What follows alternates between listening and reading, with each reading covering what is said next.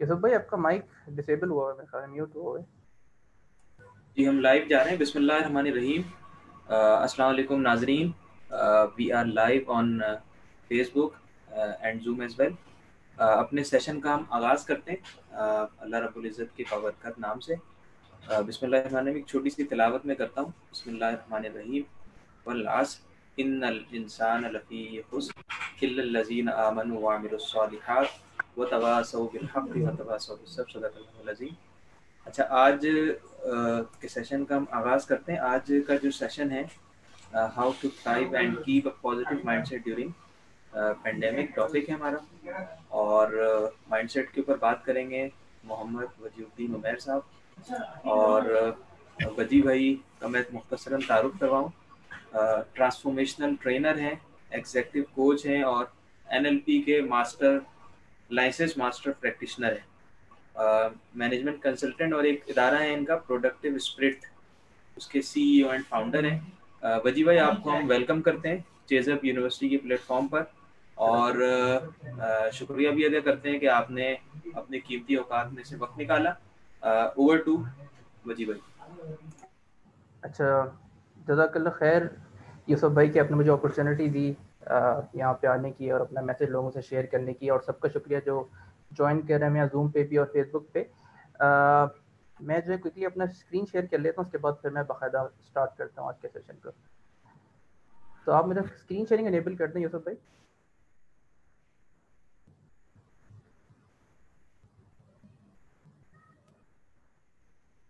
जी screen share कर लें अब आप वजी भाई। अच्छा ठीक है, जज़ाकल्लाह। ओके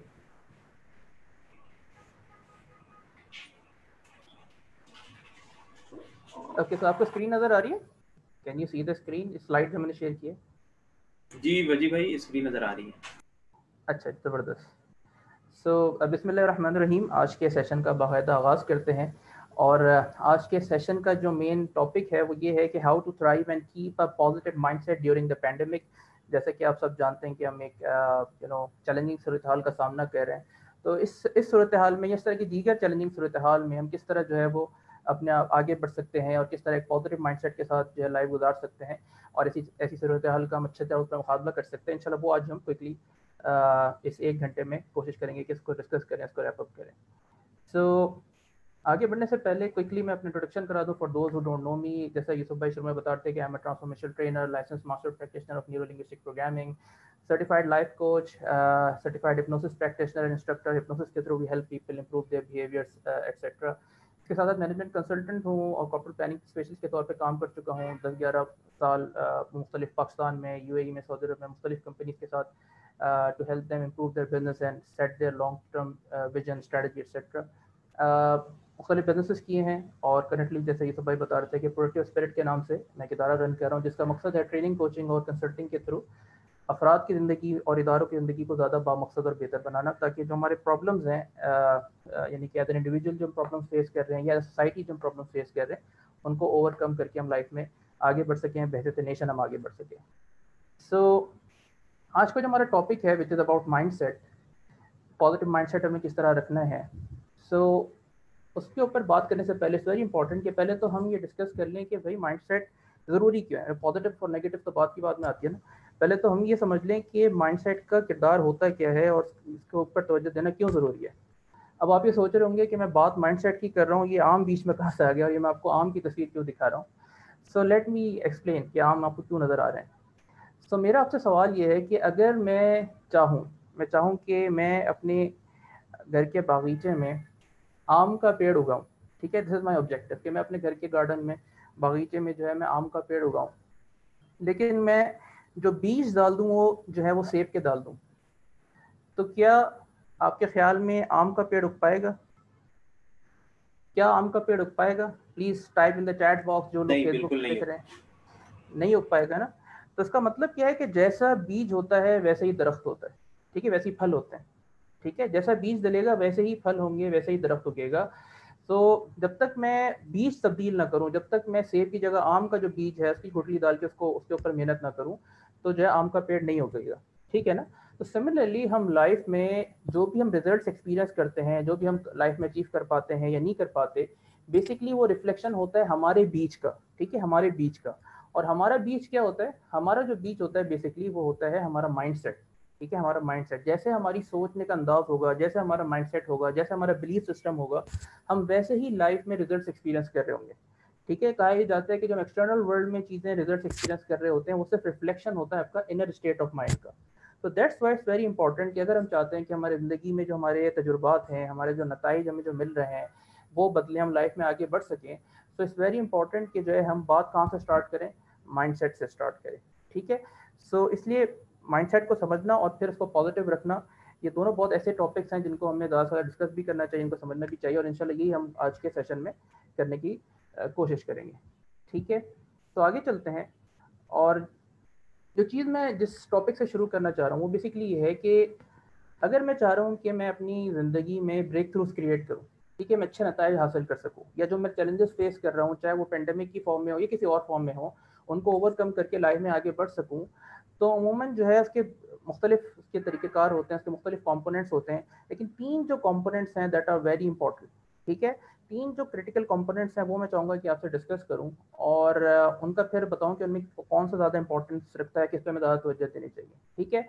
सो उसको बताने से पहले लेट्स टेक एन एग्जांपल। तो फॉर एग्जांपल अगर लेट्स से कि मुझे वजन कम करना है, किसी को भी वजन कम करना है, तो सबसे पहले हमारे दिमाग में क्या आता है, हमें क्या करना चाहिए? What comes to our mind? जैसे मुझे वजन कम करना है, so what do you think?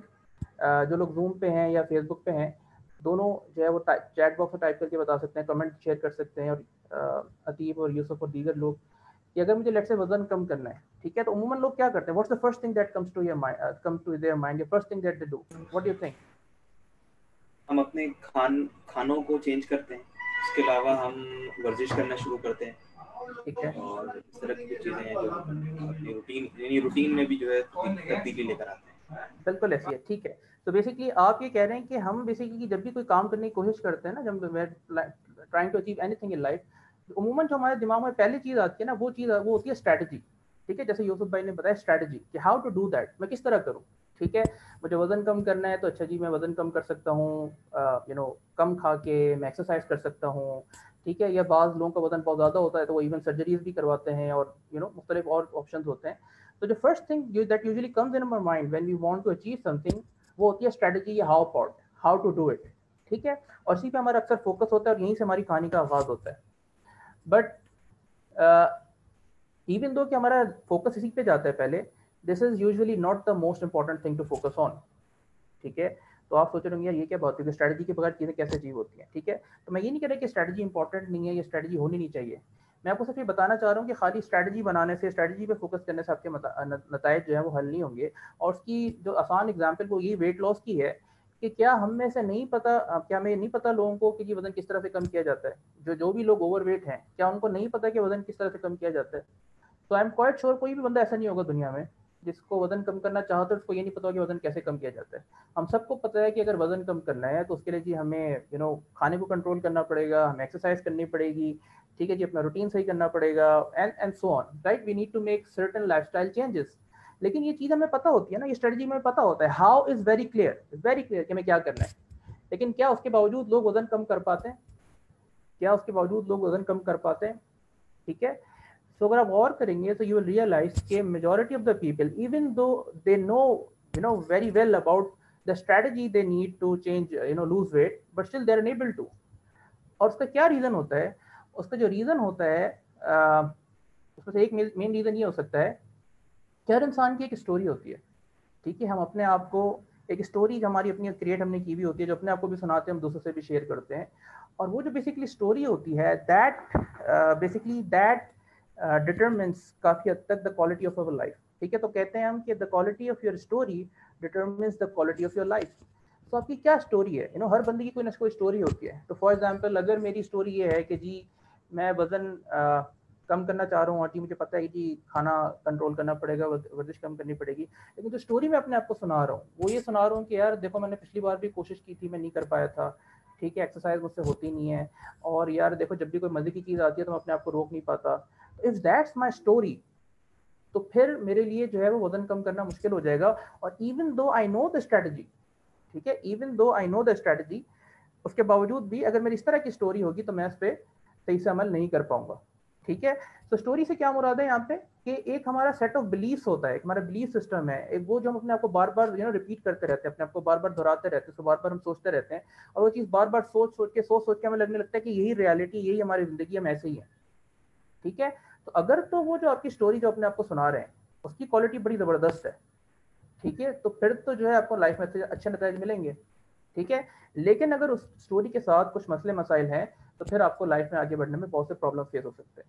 ठीक है, तो फॉर एग्जांपल जैसे मैंने एग्जांपल दी कि अगर स्टोरी ये है कि जी मैं तो कर ही नहीं पाता, मैंने पिछली बार भी ट्राई किया था, मैं फेल हो गया था चंद दिन करके, और जो है मैं तो खानों को रेजिस्ट नहीं कर पाता, एक्सरसाइज तो मेरे बस की बात ही नहीं है, तो ऐसी स्टोरी होगी तो आप वजन नहीं कम कर पाएंगे। ऑन दी अदर हैंड अगर आपकी ये स्टोरी हो कि जी मैं तो बिल्कुल कर सकता हूँ, ठीक है, मैंने पहली बार नहीं की थी लेकिन हर चीज़ ना बंदा सीखता है हर बार से, आई विल लर्न एंड इंशाल्लाह इस बार मैं कर पाऊंगा, तो फिर आपका जो तरीक़ेकार होगा, आपका जो बिहेवियर होगा वो बिल्कुल डिफरेंट होगा। सही है, तो हमारा जो बिलीफ सिस्टम है, ये हमारी स्टोरी है, it's very very very critical. ठीक है, इस तरफ हमारा ध्यान नहीं जाता, हमारा ध्यान यूजुअली फॉरन चले जाते हैं कहाँ पे, स्ट्रेटजी की तरफ चले जाता है, ये मुझे किस तरह वजन कम करना है। ठीक है, लेकिन उससे पहले हमें देखने की जरूरत है, मैं वेट लॉस की सिर्फ एग्जाम्पल ले रहा हूँ, लेकिन it applies to everything in your life, your relationship, your career, ठीक है, एवरीथिंग, हर चीज़ पे अप्लाई होती है चीज़ कि आपका बिलीफ सिस्टम कैसा है, आप क्या स्टोरी अपने आप को सुना रहे हैं। ठीक है, और जब बात की बिलीफ की, ठीक है, तो बिलीफ जो हमारे होते हैं बेसिकली मुख्तलिफ तरह के होते हैं, हमारे अपने बारे में कुछ बिलीफ्स होते हैं, हमारे लोगों के बारे में बिलीफ्स होते हैं, हमारे जगहों के बारे में बिलीफ्स होते हैं। बिलीफ क्या चीज़ होती है, quickly for those who don't completely understand, belief कोई भी ऐसी चीज़ जिसके बारे में हम हम सर्टेन हो कि ये चीज़ सही है। ठीक है, anything that we believe is true, हमें लगता है कि हाँ ये चीज़ सही है, उसे हम बिलीव कह रहे हैं। ठीक है, सो जितने भी हमारे बिलीफ हैं, प्लीज़ इस चीज़ को अच्छी तरह समझ लें कि बिलीफ दे ईदर क्रिएट और दे ईदर डिस्ट्रॉय। ठीक है, जैसे भी हमारे बिलीफ हैं वो या तो कोई चीज़ क्रिएट करते हैं, कोई चीज़ को बढ़ाते हैं, ठीक है, या वो किसी चीज़ को तबाह करते हैं, किसी चीज़ को जो है वो कम करते चले जाते हैं। अब जैसा आपका बिलीफ होगा उसी तरह से आपको नताइज मिलेंगे। ठीक है, तो अगर मेरा बिलीफ ये है कि जी ये दुनिया मेरी दुश्मन है और ये दुनिया तो चाहती नहीं है मैं आगे बढ़ूँ, इफ दैट माई बिलीफ, तो फिर मेरी ज़िंदगी से क्या चीज़ खत्म होना शुरू हो जाएगी, मेरी ज़िंदगी से क्या चीज़ डिस्ट्रॉय होना शुरू हो जाएगी, मेरे अंदर से जो विलिंगनेस है वो डिस्ट्रॉय हो जाएगी आगे बढ़ने की। ठीक है, हो सकता है मेरी मोटिवेशन डिस्ट्रॉय हो जाए इस वजह से। ठीक है, सो और मेरे अंदर क्या चीज़ बढ़ना शुरू हो जाए, क्या चीज़ क्रिएट होना शुरू हो जाए, फ्रस्ट्रेशन, हेट्रेड, नेगेटिविटी, राइट। सो मैं क्योंकि ट्रेनिंग्स कर रहा हूँ काफ़ी अर्से से, कोचिंग भी करता हूँ और काफ़ी लोगों से सामना पड़ता है, और नज़र ये आता है कि बहुत से लोगों को जो लाइफ में आगे बढ़ने के लिए अल्लाह ताला उनको बहुत सारा पोटेंशियल दिया है, उस पोटेंशियल को यूज़ करके बहुत आगे बढ़ सकते हैं, लेकिन बात कहाँ पे आके अटक जाती है कि उनके कुछ इस तरह के बिलीव्स होते हैं जिस वजह से आगे नहीं बढ़ पाते। फॉर एग्जाम्पल लास्ट मंथ ही मेरी जो है वो ट्रेनिंग चल रही थी न्यूरो लिंग्विस्टिक प्रोग्रामिंग की, तो उसमें एक स्टूडेंट ने मुझे अपना प्रॉब्लम शेयर किया। उन्होंने कहा कि जी बेसिकली मैं लाइफ में जो भी सोचती हूँ ना, जो भी चाहती हूँ करना, वो कर नहीं पाती। ठीक है, अब और से सुना मैं क्या कह रहा हूँ। उन स्टूडेंट ने मुझे क्या कहा कि मैं लाइफ में जो भी करना चाहती हूँ वो मैं नहीं कर पाती, या मैं जो भी सोचती हूँ मैं नहीं कर पाती। ठीक है, सो अब थोड़ी देर के लिए स्टेटमेंट पे गौर करें। आपको क्या लगता है कि क्या ये स्टेटमेंट वैलिड है, क्या ये स्टेटमेंट कम्प्लीटली सही है, क्या ऐसा हो सकता है? तो मैंने उनसे सवाल ये किया कि आप ये कह रही हैं कि आप लाइफ में जो भी सोचती हैं कि मैं हो जाए वो नहीं हो पाता, तो मिसाल के तौर पे अगर आप चाहती हैं कि मैं पानी पी लूँ तो आप पानी नहीं पी पाती? तो कहने लगी नहीं मैं तो पानी पी लेती हूँ। मैंने कहा अच्छा, अगर आप चाहती हैं कि जी मैं बाहर घूमने फिरने जाऊँ या मैं वॉक करूँ, चलूँ, तो क्या आप चल नहीं पाती? कह रही नहीं मैं तो चल पाती हूँ। ठीक है, मैंने कहा कि आप चाहते हैं कि जी मैं खाना खा लूँ, तो आप जब हाथ बुलाती हैं तो फिर हाथ आगे नहीं बढ़ता, खाना नहीं खा पाती? कह रही नहीं मैं तो खाना खा पाती हूँ। मैंने कहा अभी तो आप थोड़ी देर पहले कह रही थी कि मैं जो चाहती हूँ वो नहीं कर पाती, जो मैं सोचती हूँ ऐसा नहीं हो पाता, तो अभी तो आपने 3 एग्जाम्पल तो मुझे यहीं खड़े खड़े बता दी। ठीक है, तो समटाइम्स क्या होता है कि हम इस तरह की जनरलाइजेशंस क्रिएट कर लेते हैं अपने दिमाग में। जनरलाइजेशन से क्या मुराद है कि हम मिसाल के तौर पे हमने जो है वो कोशिश की एक बार बिजनेस करने की, नहीं चल पाया, ठीक है, कुछ और करने की कोशिश की, नहीं चल पाया, नहीं हो पाया जिस तरह हम चाह रहे थे, तो हम क्या करते हैं कि बजाय ये कहने के अच्छा जी मैंने 2 अटेम्प्ट्स की थी, इसमें मुझे मतलूबा नतायज नहीं मिल सके, हम क्या कहते हैं कि जी मैं तो कुछ कर ही नहीं पाता। ठीक है, सिर्फ इन 2 इवेंट्स की बेस पे मैंने क्या किया, एक ओपिनियन क्रिएट कर लिया, एक स्वीपिंग स्टेटमेंट पास कर दी, एक जनरलाइजेशन क्रिएट कर दी कि जी मेरे लिए तो लाइफ में कुछ पॉसिबल ही नहीं है। ठीक है, मैं तो कुछ कर ही नहीं पाता। अब मैं ऐसे कितने लोगों को जानता हूँ कि जो चाहते हैं कि अपना बिजनेस करें, एक बार बिजनेस करते हैं उनको नहीं सेट हो पाता। ठीक है, और क्या करते हैं, डिसअपॉइंट होकर बैठ जाते हैं, यार बिजनेस तो मेरे बस की बात ही नहीं है। ठीक है, तो ऐसे लोगों से जब मेरा आमना सामना होता है और मैं उनसे पूछता हूँ यार मतलब आपने कितने बार बिजनेस करने की ट्राई की थी, तो वो कहते हैं कि जी बिज़नेस तो मैंने एक ही बार किया था जी, मैंने अच्छा खासा इन्वेस्टमेंट लगाई थी लेकिन नहीं हो पाया, तो इससे मुझे समझ में आया कि जी बिज़नेस तो मेरे बस की बात नहीं, आइंदा मैं बिज़नेस नहीं करूँगा। ठीक है? तो फिर मैं उनसे पूछता हूँ कि अच्छा ये बताएँ कि आप जो है वो आपने साइकिल चलाना सीखी थी? उन्होंने कहा हाँ जी, साइकिल तो मैंने चलाना सीखी थी। मैंने उनसे पूछा अच्छा ये बताएँ कि साइकिल आपने जब चलाई थी तो आपने पहली बार में बड़ी ज़बरदस्त चला ली होगी? उन्होंने कहा नहीं यार, पहली बार में कैसे ज़बरदस्त चला सकता हूँ, ज़ाहिर है मैं कई बार गिरा, चोटें खाई, मैंने कोई 10-12 बार प्रैक्टिस की, फिर जाके मुझे अच्छा समझ में आई और फिर वक़्त के साथ-साथ मुझे जो है साइकिल चलाना बेहतर समझ में आई। ठीक है? और ये मामला गाड़ी का भी था। तो मैंने उनसे पूछा अच्छा ये बताएँ कि आपके ख़्याल में क्या चलाना ज़्यादा आसान है? बिज़नेस चलाना या साइकिल चलाना? उन्होंने सोच के जवाब दिया कि जी साइकिल चलाना ज़्यादा आसान है। तो मैंने कहा अच्छा मुझे फिर आप एक बात ये बताएँ कि अगर साइकिल चलाना ज़्यादा आसान है और आप कह रहे हैं कि जी साइकिल चलाने में आपको 10 बार चोटें खाई फिर जाके आपने सीखा। तो जब साइकिल पहली बार में सही नहीं चल पाई, तो बिज़नेस पहली बार में कैसे सही चल पाएगा? ठीक है? अब होने को चल भी सकता है, मैं ये नहीं कह रहा कि पॉसिबिलिटी नहीं है, बहुत से लोग होते हैं जो पहली बार में अच्छा कर पाते हैं। लेकिन यूजुअली जब भी आप कोई नई चीज़ सीखते हैं, तो क्या होता है, इट टेक्स टाइम। आप वक़्त के साथ-साथ सीखते हैं, कुछ एक्सपेरिमेंटेशन करते हैं, कुछ करने की कोशिश करते हैं, आपको नताइज मिलते हैं, कभी नहीं मिलते। You learn from those experiences and then you try again. Issue कहाँ आता है कि जब हम कुछ लाइफ में करने की कोशिश करते हैं, हमें नहीं हो पाता हमसे, वो रिजल्ट हमें नहीं मिल पाता, तो बजाय इसके कि हम उसको एज एन इवेंट ट्रीट करें, हम क्या समझते हैं, कहते हैं कि यार ये तो मेरे बस की बात ही नहीं है, मैं तो कर ही नहीं सकता इससे। और फिर क्या होता है कि मैंने बिजनेस की एग्जांपल दे रहा हूँ, तो बिजनेस नहीं कर पाते लाइफ में आगे, और इस तरह अगर किसी और चीज़ से उन्होंने अटेम्प्ट किया तो उस चीज़ से अपनी जान उससे बचने की कोशिश करते हैं, फिर नहीं करते, जिसकी वजह से उनका कॉन्फिडेंस भी श्रिंक होता है और जो है दीगर मसाइल उनको लाइफ में फेस करने पड़ते हैं। तो आई एम क्वाइट श्योर कि आपको समझ में आ रहा होगा कि जब मैं कह रहा हूँ कि जी कि स्टोरी या ये हमारे बिलीफ सिस्टम का किस तरह कितना डीप इम्पैक्ट होता है हमारी लाइफ पे, और जैसे हमारे बिलीफ्स होंगे वैसी हमारी लाइफ होगी। तो फॉर एग्जांपल एक और मैं आपको एग्जांपल देता हूँ। फर्स्ट करें कि एक फैमिली है, ठीक है, एक छोटी सी फैमिली है, मियाँ बीवी है, उनका 2 साल का बच्चा है, 3 साल का बच्चा है। और उस फैमिली में जो है मियाँ बीवी के दरमियान हर वक्त झगड़ा होता रहता है। ठीक है, हर वक्त झगड़ा होता रहता है पैसों को लेके। ठीक है, अब पैसों को लेके झगड़ा होते रहता है, तो हो सकता है जो बच्चा छोटा सा देख रहा हो, 3 साल का, 4 साल का, 2 साल का, वो चीज़ देख रहा है, ऑब्जर्व कर रहा है, ऑब्जर्व कर रहा है, ऑब्जर्व कर रहा है, तो हो सकता है उसके लाशऊर में ये एक बिलीव बन जाए कि या तो उसके अंदर ये बिलीव बनेगा कि जी पैसा फसाद की जड़ है। ठीक है, पैसा फसाद की जड़ है, क्योंकि पैसे की वजह से मेरे माँ बाप के दरमियान आपस में इतनी सारी लड़ाइयाँ होती हैं और हर वक्त इसी वजह से लड़ते रहते हैं, तो यकीन जो है पैसे में कोई ना कोई खराबी है। ठीक है, और ऑन दी अदर एंड उसके अंदर ये भी बिलीव डेवलप हो सकता है कि जी पैसा ही सब कुछ है, देखो अगर पैसा होगा तो हमारे लड़ाई नहीं होगी। ठीक है, दोनों तरह के एक्सट्रीम जो है उसके ओपिनियन फॉर्म हो सकते हैं। ठीक है, तो मेरा आपसे सवाल ये है, जो भी यहाँ पे सुन रहे हैं, चाहे वो जूम पे हों या वो फेसबुक पे देख रहे हो, सवाल मेरा आपसे ये है कि जिस बच्चे का ये बिलीफ होगा कि पैसा फसाद की जड़ है मिसाल के तौर पे, और इस बिलीफ को लेके वो आगे बढ़ेगा, ग्रो करेगा, तो जब वो एज एन एडल्ट लाइफ में परफॉर्म करेगा, तो आपके ख्याल में क्या वो पैसा कमाने की कोशिश करेगा, या उसकी ख्वाहिश होगी पैसा कमाने की, या उसको अवॉइड करेगा? प्लीज रिस्पॉन्ड चैट बॉक्स में, through mic, whatever way you feel perfect.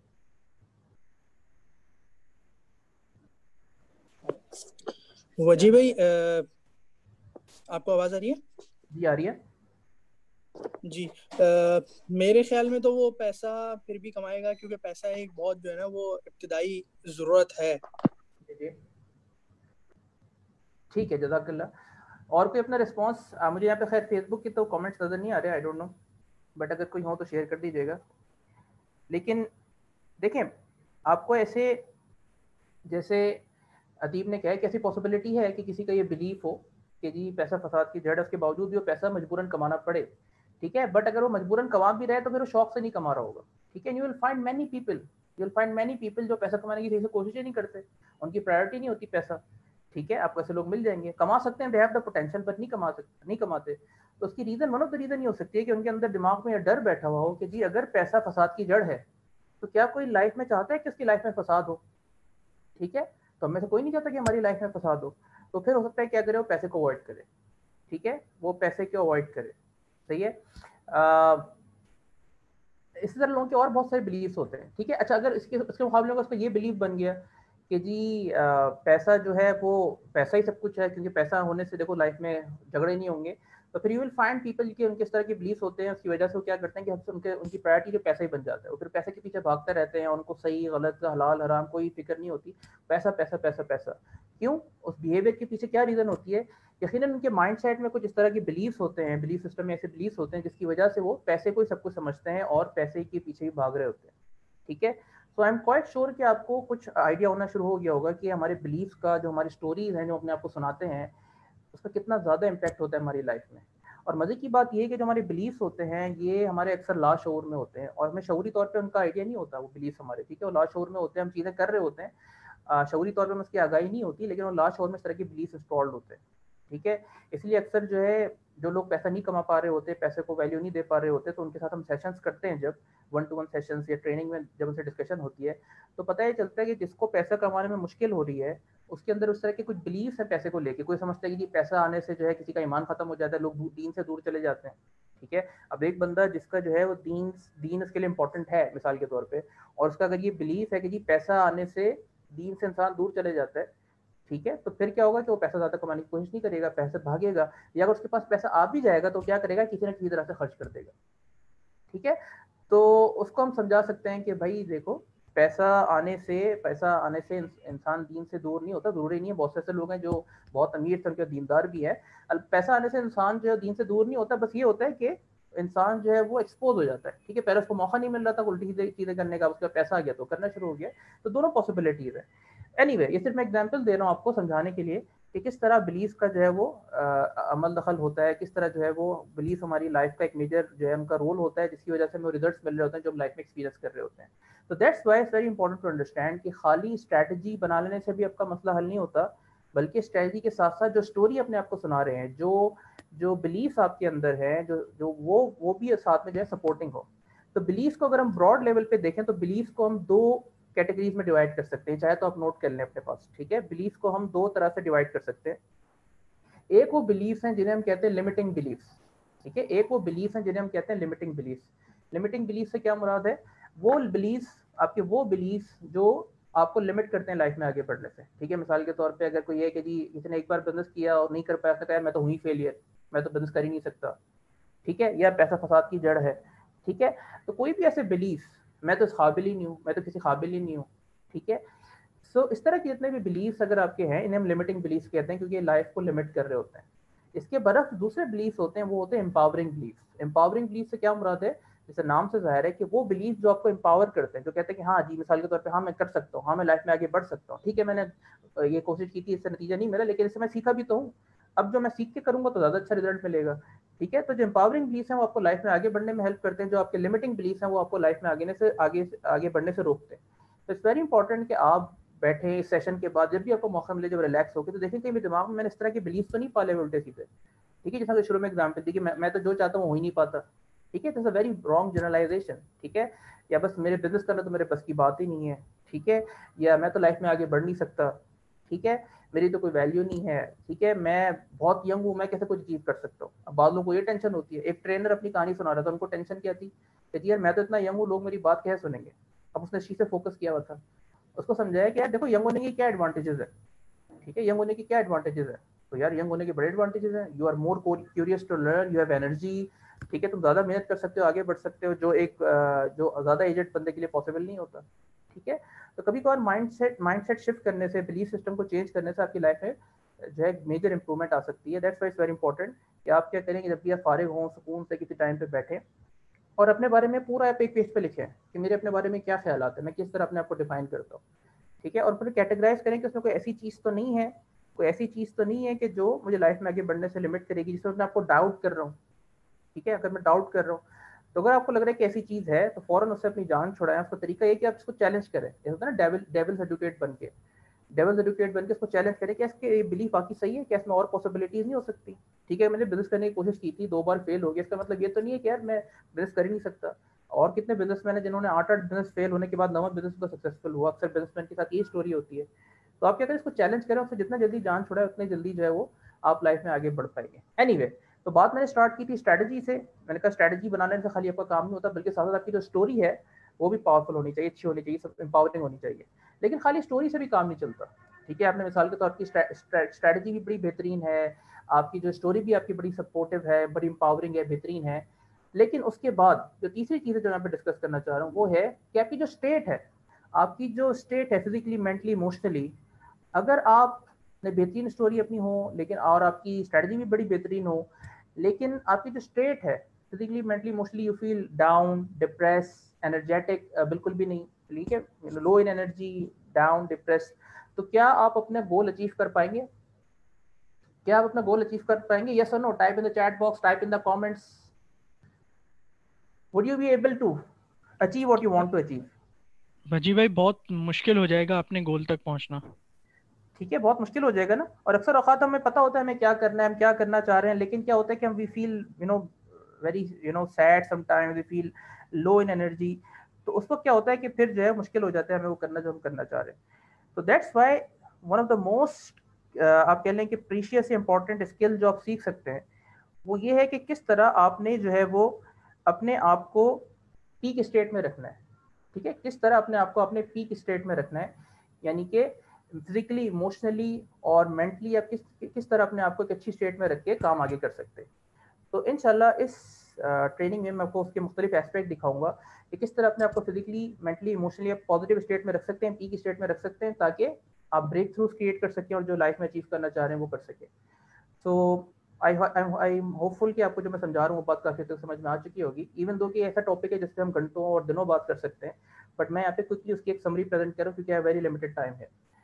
अच्छा जी, तो ये जो स्टेट के वाले से मैंने आपकी बात की, इसी को मैं एक और तरह से आपको एक्सप्लेन करता हूँ, और वो ये है कि हम लाइफ में जो भी अचीव करना चाहते हैं दैट्स अ रिजल्ट, राइट। हम चाहते हैं कि हमारी रिलेशनशिप अच्छी हो जाए, हम हमारा बिहेव, हमारा जो है वो मिसाल के तौर पे हमारी हेल्थ अच्छी हो जाए, हमारी वेल्थ अच्छी हो जाए, या फिर मिसाल के तौर हम जन्नत का असूल चाहते हैं, ये सारे क्या है रिजल्ट्स। अच्छा, जब भी हम कोई रिजल्ट अचीव करना चाहते हैं उसके लिए हमें क्या करना पड़ता है? What's the requirement for that? If I want to achieve any result, उसके लिए मुझे क्या करना पड़ेगा? मेरे रिजल्ट किस चीज़ पर डिपेंडेंट होते हैं? What do I need to do when I want to achieve something? Consistent efforts. ठीक है, तो हमें क्या करना पड़ता है? कुछ ना कुछ एक्शन लेना पड़ेगा ना, कुछ एफर्ट करनी पड़ेगी, कुछ बिहेवियर करना पड़ेगा, राइट। तो हमारे जो रिजल्ट्स होते हैं बेसिकली वो डिपेंड करते हैं हमारे बिहेवियर पे, कि हम किस तरह से बिहेव कर रहे हैं। ठीक है, जैसा हमारा बिहेवियर होगा वैसे हमारे रिजल्ट्स होंगे। हमारा अगर बिहेवियर पॉजिटिव होगा, अच्छा होगा, तो हमें अच्छे रिजल्ट्स मिलेंगे। अगर हमारा बिहेवियर जो नेगेटिव होगा हमें नेगेटिव रिजल्ट्स मिलेंगे, राइट। सो सवाल ये है कि ठीक है, ये तो समझ में आ गया कि हमारे नताइज का जो ताल्लुक होता है वो होता है हमारे बिहेवियर से, लेकिन हमारा बिहेवियर का ताल्लुक किस चीज़ से होता है? हमारा बिहेवियर किस चीज़ पर रिलाई करता है? ठीक है, तो बिहेवियर हमारा मल्टीपल चीज़ों पर रिलाई करता है, लेकिन one of the most important ones is our state of mind. ठीक है, हमारा स्टेट ऑफ माइंड कह लें, उसे इमोशनल स्टेट कह लें, मूड कह लें आसान अल्फाज में, कि जैसा हमारा स्टेट ऑफ माइंड होगा, जिस स्टेट में हम होंगे उसी तरह का हमारा बिहेवियर होगा, और जैसा हमारा बिहेवियर होगा वैसे हमारे रिजल्ट्स होंगे। तो फॉर एग्जाम्पल एक सिचुएशन में एक बंदा अगर बहुत ज़्यादा गुस्से में होगा तो उसकी स्टेट ऑफ माइंड क्या है? Is angry, emotionally is feeling angry मिसाल के तौर पे। तो अगर वो एंग्री है तो यकीनन उसका जो बिहेवियर होगा वो डिफरेंट होगा और हिसाब से उसको नताइज मिलेंगे। और उसी सिचुएशन में वही बंदा हो और उसका स्टेट ऑफ माइंड डिफरेंट हो, ठीक है, वो पुरसुकून हो, रिलैक्स्ड हो, तो यकीनन जो है उसका जो बिहेवियर है वो क्या होगा? डिफरेंट होगा, उसके नताइज जो है वो डिफरेंट होंगे, right. So positive behavior leads to, sorry, positive state leads to positive behavior that leads to positive results, and negative state leads to negative behavior that leads to negative results. That's why अगर हम चाहते हैं कि हम life में वो results achieve करना चाहें जो हम करना चाहते हैं, तो उसके लिए इट्स वेरी इंपॉर्टेंट कि ना सिर्फ अपने बिहेवियर पे फोकस करें, बल्कि बिहेवियर के साथ साथ जो हमारा स्टेट है, ठीक है, फिजिकली, मेंटली, इमोशनली अपने आप को एक अच्छी पीक स्टेट में रखें, ताकि जो है हम अच्छा काम कर सकें। ठीक है, मैं ऐसे बहुत से लोगों के जानता हूँ जिनके अंदर बहुत अच्छा पोटेंशियल है, जो लाइफ में बहुत कुछ कर सकते हैं, they know how to do things, but the thing is कि वो उनका जो स्टेट है वो इतना अच्छा नहीं होता। वो जो ना एनर्जी में उनका एनर्जी कभी डाउन फील करते हैं, लेथार्जिक फील करते हैं, स्ट्रेस फील करते हैं, ठीक है, तो और वो कर नहीं पाते जो वो करना चाह रहे हैं। तो that's why it's very important कि हम इस चीज़ को समझें, इस चीज़ को मास्टर करें कि स्टेट ऑफ माइंड को अपने किस तरह से काबू रखना है, अपनी इमोशनल स्टेट को अपने किस तरह से काबू में रखना है। अगर ये स्किल हमने मास्टर कर ली तो यकीन करें कि लाइफ में आपको बड़े से बड़ा चैलेंज भी जो है वो बड़ी आसानी से आप उसको मैनेज कर सकते हैं, हैंडल कर सकते हैं। क्या यहाँ तक मेरी बात आपको समझ आ रही है? क्या मैं समझा पा रहा हूँ? प्लीज से समथिंग यस और no so that I know कि आपको मेरी बात, यू आर पिकिंग थिंग्स। जी जी भाई, काफी हद तक क्लियर है। ठीक है, बेहतरीन। सो क्विकली आगे चलते हैं और देखते हैं कि हमारे स्टेट ऑफ माइंड को अगर हम काबू करना चाह रहे हैं, उसको मास्टर करना चाह रहे हैं, तो स्टेट ऑफ माइंड को हमें क्या क्या चीज़ इन्फ्लुएंस करती है? ठीक है, मैं किन चीज़ों पे फोकस करूँ जिससे मेरा स्टेट ऑफ माइंड जो है वो बेहतर हो जाए। सो हमारी जो स्टेट ऑफ माइंड है बेसिकली उसको चार चीज़ें मेनली जो है वो अफेक्ट कर रही होती है, ठीक है। नंबर वन है हमारी फिजियोलॉजी, ठीक है।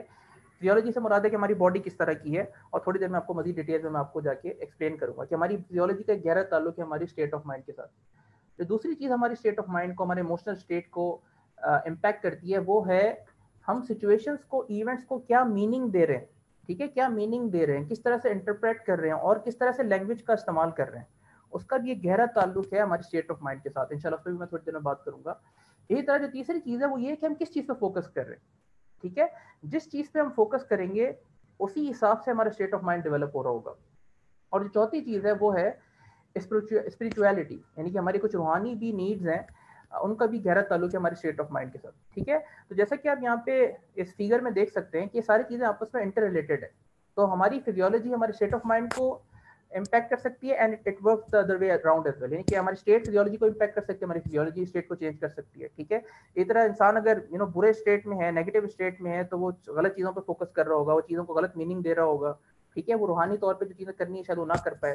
तो इन चीज़ों का आपस में गहरा ताल्लुक है। तो let's have a quick look at each one of them. इन चारों चीज़ों को क्विकली देखते हैं और उसके ऊपर फिर मैं आपको कुछ टिप्स दूंगा, आपको बताऊंगा किस तरह इनको यूज़ करके आप अपने आप को एक बेहतर अच्छी इमोशनल स्टेट में रख सकते हैं, ठीक है। So the number one thing is जो हम यहाँ पे डिस्कस करें, दैट इज फिजियोलॉजी।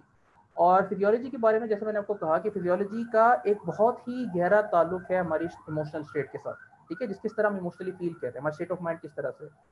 और बाय फिजियोलॉजी मेरा मतलब है कि हमारा बॉडी पोस्चर, ठीक है। यहाँ पे हमारा मुराद क्या है कि बॉडी पोस्चर में किस तरह से बैठा हूँ, मैं किस तरह से सांस ले रहा हूँ, मेरी मसल मूवमेंट क्या है, मेरे जेस्चर्स किस तरह के हैं, इस सब का ताल्लुक, इसको हम कह रहे हैं फिजियोलॉजी, ठीक है। तो हमारी जो फिजियोलॉजी है उसका एक डायरेक्ट इम्पैक्ट होता है हमारी स्टेट ऑफ माइंड के साथ, ठीक है। यानी कि अगर इंसान डिप्रेस्ड होता है, अगर वो डिप्रेस्ड का स्टेट ऑफ माइंड है, तो वो जो है वो बिल्कुल अलग तरह से बैठा होगा। आप देखेंगे अमूमन जब मैं अपनी ट्रेनिंग होती है लाइव, तो मैं लोगों से बोलता हूँ कि जी आप मुझे बताएं कि डिप्रेस्ड बंदा कैसे बैठता है।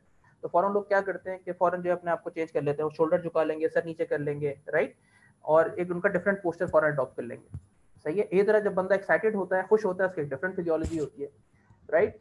सो let's quickly do an experiment to understand what I am trying to explain. एक एक्सपेरिमेंट करते हैं और आपने मेरे साथ साथ करना है।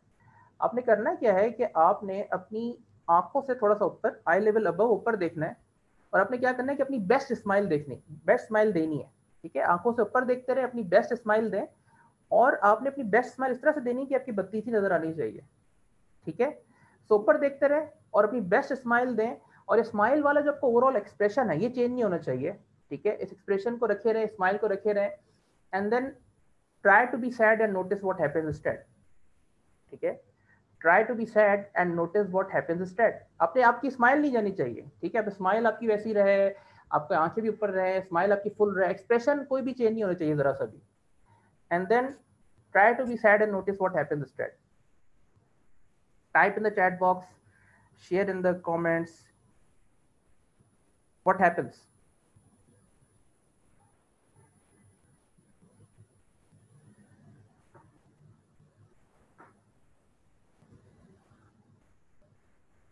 आई लेवल से ऊपर देखें, स्माइल अपनी मेंटेन रखें, ठीक है। सो जैसे अतीब कह रहे हैं कि इट बिकम हार्ड, ठीक है, नहीं हो पाता, नहीं हो पाता।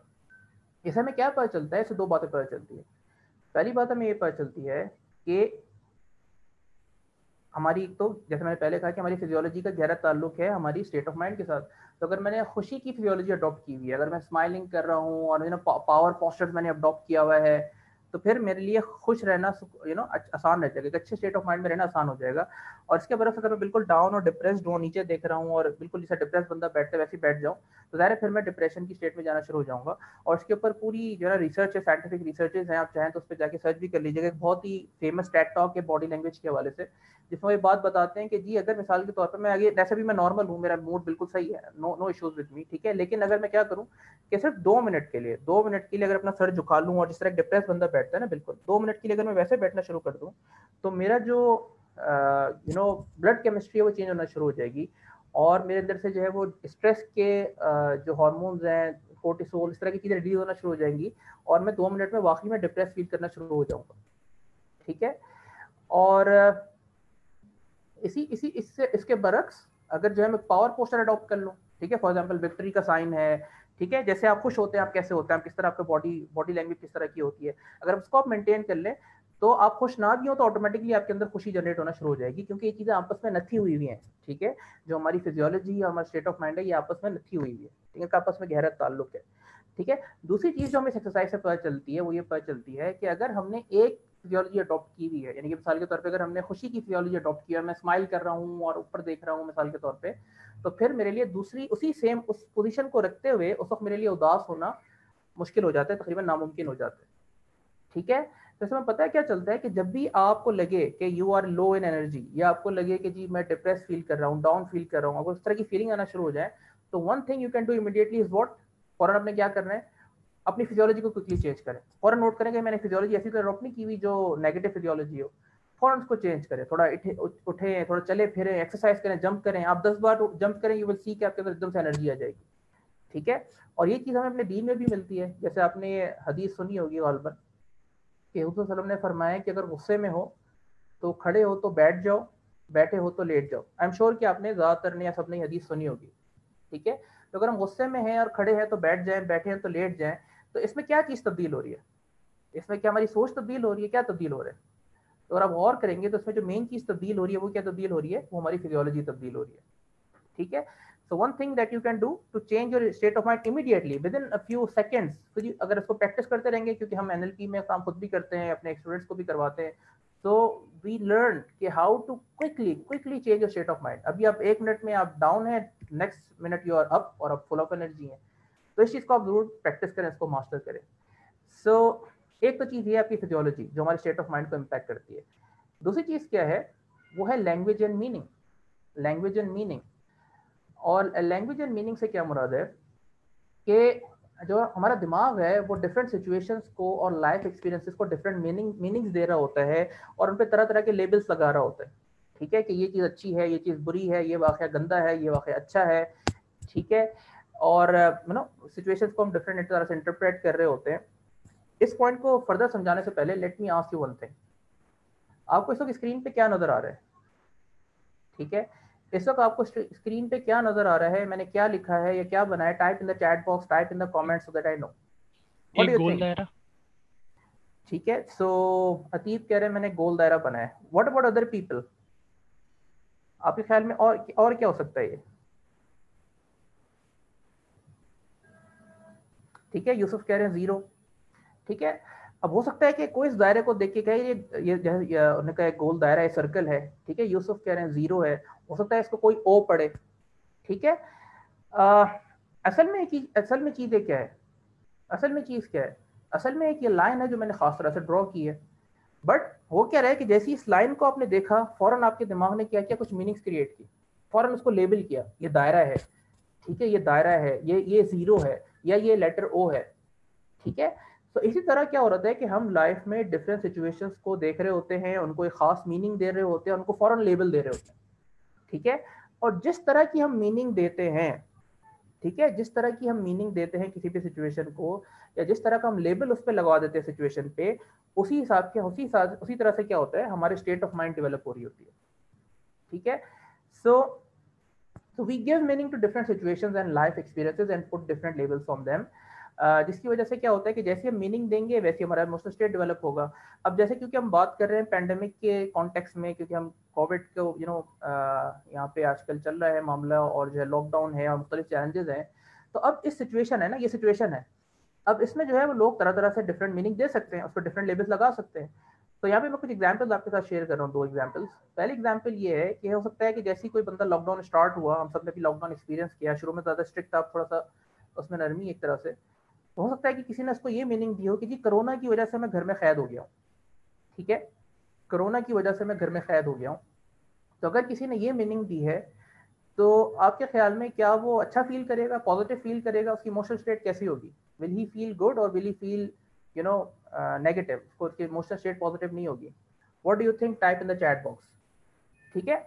और इसके बरक्स अगर वो कहते हैं कि जी कोरोना की वजह से मैं फैमिली से करीब हो गया हूँ, ठीक है, कोरोना की वजह से मैं फैमिली से करीब हो गया हूँ, तो आपके ख्याल में अब उसका जो इमोशनल स्टेट है वो वैसे ही होगा जैसे कैद के वक्त था, जब वो कैद के यानी ये सूरत है कि मैं कैद हूँ, या उसका इमोशनल स्टेट डिफरेंट होगा, ठीक है।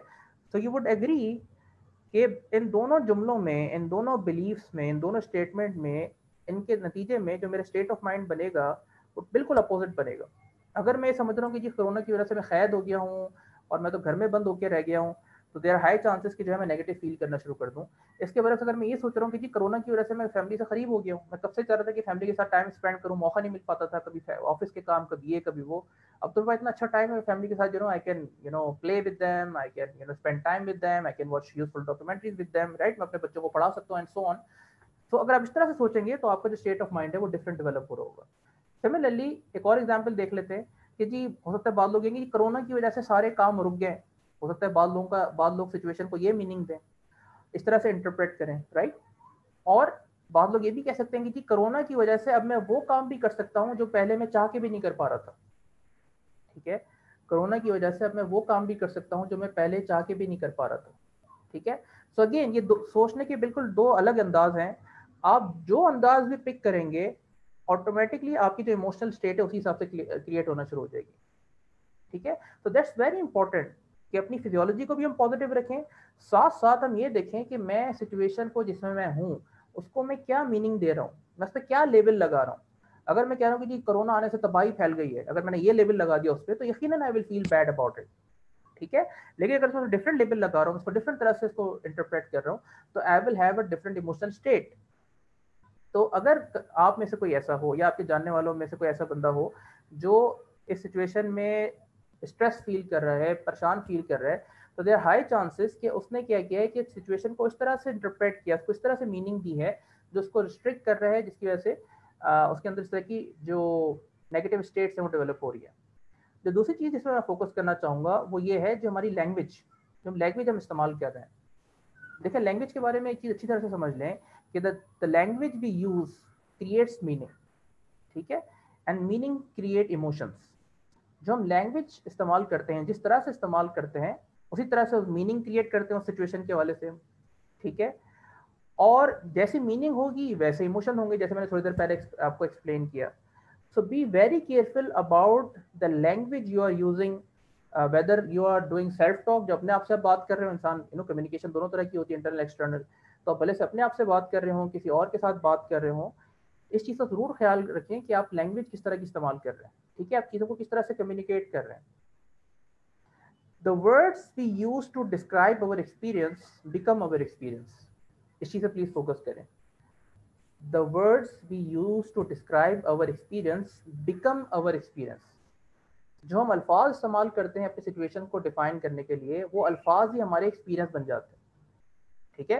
तो मिसाल के तौर पे आप जैसे ही कोविड आया, लॉकडाउन हुआ, सारी चीज़ें हुई, हो सकता है एक बंदा क्या, अबे यार तबाही फैल गई है यार, हर जगह तबाही फैल गई है, दुनिया तबाह हो गई है, ठीक है।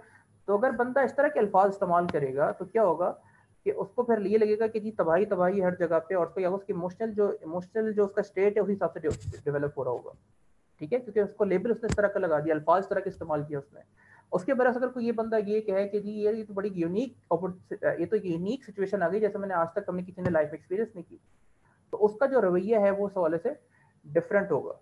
तो हमारी हर इंसान की एक इमोशनल विकैबुलरी होती है, ठीक है, हर इंसान की एक इमोशनल विकैबुलरी होती है जो हम इस्तेमाल करते हैं जब बहुत खुश होते हैं या जब स्ट्रेस में होते हैं, कोई चैलेंजिंग सिचुएशन में होते हैं। तो उसको जरूर नोट करें, क्योंकि the words we use set the intensity of our emotions, ठीक है, the words we use set the intensity of our emotions.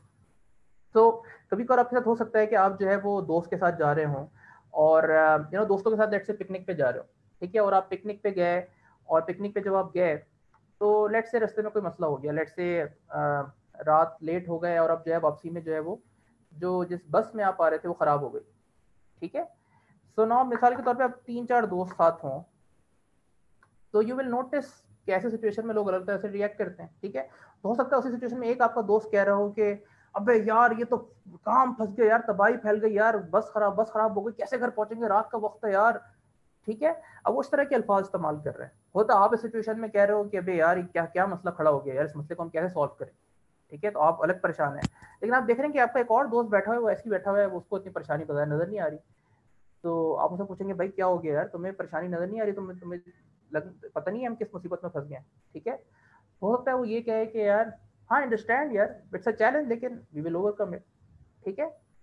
तो अब एक दोस्त वर्ड इस्तेमाल कर रहा है तबाही का, एक इस्तेमाल कर रहा है प्रॉब्लम, एक कह रहा है कि it's a challenge we can overcome. तो तीनों के अल्फाज मुख्तलिफ हैं, इसीलिए तीनों की जो है वो जो इमोशनल स्टेट है वो भी डिफरेंट है। तो जैसे आप सिचुएशन को, again I am summarizing it, कि जैसे आप किसी भी सिचुएशन को इंटरप्रेट करते हैं, मीनिंग उसकी डिफाइन करते हैं, और जैसे उस पर लेबल्स लगाते हैं, वैसे ही आपके एक्सपीरियंसेस जो है वो क्रिएट हो रहे होते हैं। तो अगर आप चाहते हैं कि हम अपनी इमोशनल स्टेट को पॉजिटिव रखें, तो इट्स वेरी इंपॉर्टेंट कि आप अपनी लैंग्वेज और मीनिंग पे खास फोकस रखें, स्पेशली आपकी जो हैबिचुअल वोकैबुलरी है उसमें इस तरह के अल्फाज अगर आप इस्तेमाल करते हैं ना कि जी जो बहुत ही हाईली इंटेंसिव हो, स्पेशली नेगेटिव, तो प्लीज़ उनका जो इस्तेमाल है वो अवॉइड करें, और बेहतर है कि आप उससे जो लेस इंटेंसिव वर्ड है, जो बेहतर वर्ड है, उनका इंतखाब करें। ठीक है। एक और बहुत इंपॉर्टेंट कॉन्सेप्ट है जिसे हम कहते हैं परसेप्शन इज प्रोजेक्शन। परसेप्शन इस प्रोजेक्शन से क्या मुराद है? आपने देखा होगा कि प्रोजेक्टर होता है, और वो जो प्रोजेक्टर होता है वो किसी स्क्रीन पे अपनी स्लाइड शो कर रहा होता है, राइट? सो क्या वो जो स्लाइड स्क्रीन पे नजर आ रहा होता है वो वहां पे होता है, या प्रोजेक्टर से निकल के वहां पे जा रहा होता है? ठीक है। तो यू वुड एग्री कि जी वो वहां पे नहीं होता स्क्रीन पे, बेसिकली प्रोजेक्टर कहीं से डाटा लेके वहां पे प्रोजेक्ट कर रहा होता है, राइट? सिमिलरली हम जितने भी इंसान हैं वो क्या करते हैं कि हमारे दिमागों में कुछ ख्यालात होते हैं, हमारी कुछ परसेप्शंस होती हैं, उनको हम क्या करते हैं कि डिफरेंट एक्सटर्नल वर्ल्ड पे, डिफरेंट हालात पे, लोगों पे, सिचुएशंस पे हम क्या कर रहे होते हैं, उनको प्रोजेक्ट कर रहे होते हैं, और हम समझ रहे होते हैं कि वो चीज़ असल में वहाँ है, हालांकि वो वहाँ पे नहीं होती, वो कहाँ पे होती है? हमारे दिमागों में होती है। ठीक है। तो फॉर एग्जाम्पल अगर कोविड आ गया, पैंडमिक आ गया, और मैं कहूँ कि जी बस अब तो ये दुनिया ख़त्म हो गई है, और ये तो दुनिया का बस आखिर चल रहा है, अब तो ज़िंदगी ख़त्म हो जाएगी। अब अगर मेरी ये परसेप्शन है तो मैं क्या कर रहा हूँ, इस परसेप्शन को प्रोजेक्ट कर रहा हूँ पूरी सिचुएशन पे। अब जरूरी नहीं कि सिचुएशन ऐसी हो, जरूरी नहीं है कि सिचुएशन इतनी खतरनाक हो जितनी मैंने सोची हुई है, लेकिन मैं क्या करूंगा, क्या कर रहा हूँ कि मैं अपनी परसेप्शन मैंने बना ली है और वो सिचुएशन पे प्रोजेक्ट कर रहा हूँ, और मैं क्योंकि सिचुएशन पे प्रोजेक्ट कर रहा हूँ तो मुझे पूरी सिचुएशन वैसी नजर आ रही है। ठीक है। तो इसमें पता क्या चलता है कि इस पॉइंट से मैं समझाना क्या चाह रहा हूँ कि रियलिटी हो सकता है कुछ और हो, रियलिटी हो सकता है कुछ और हो, लेकिन रियलिटी के बारे में हमारा जो परसेप्शन है वो डिफरेंट हो सकता है।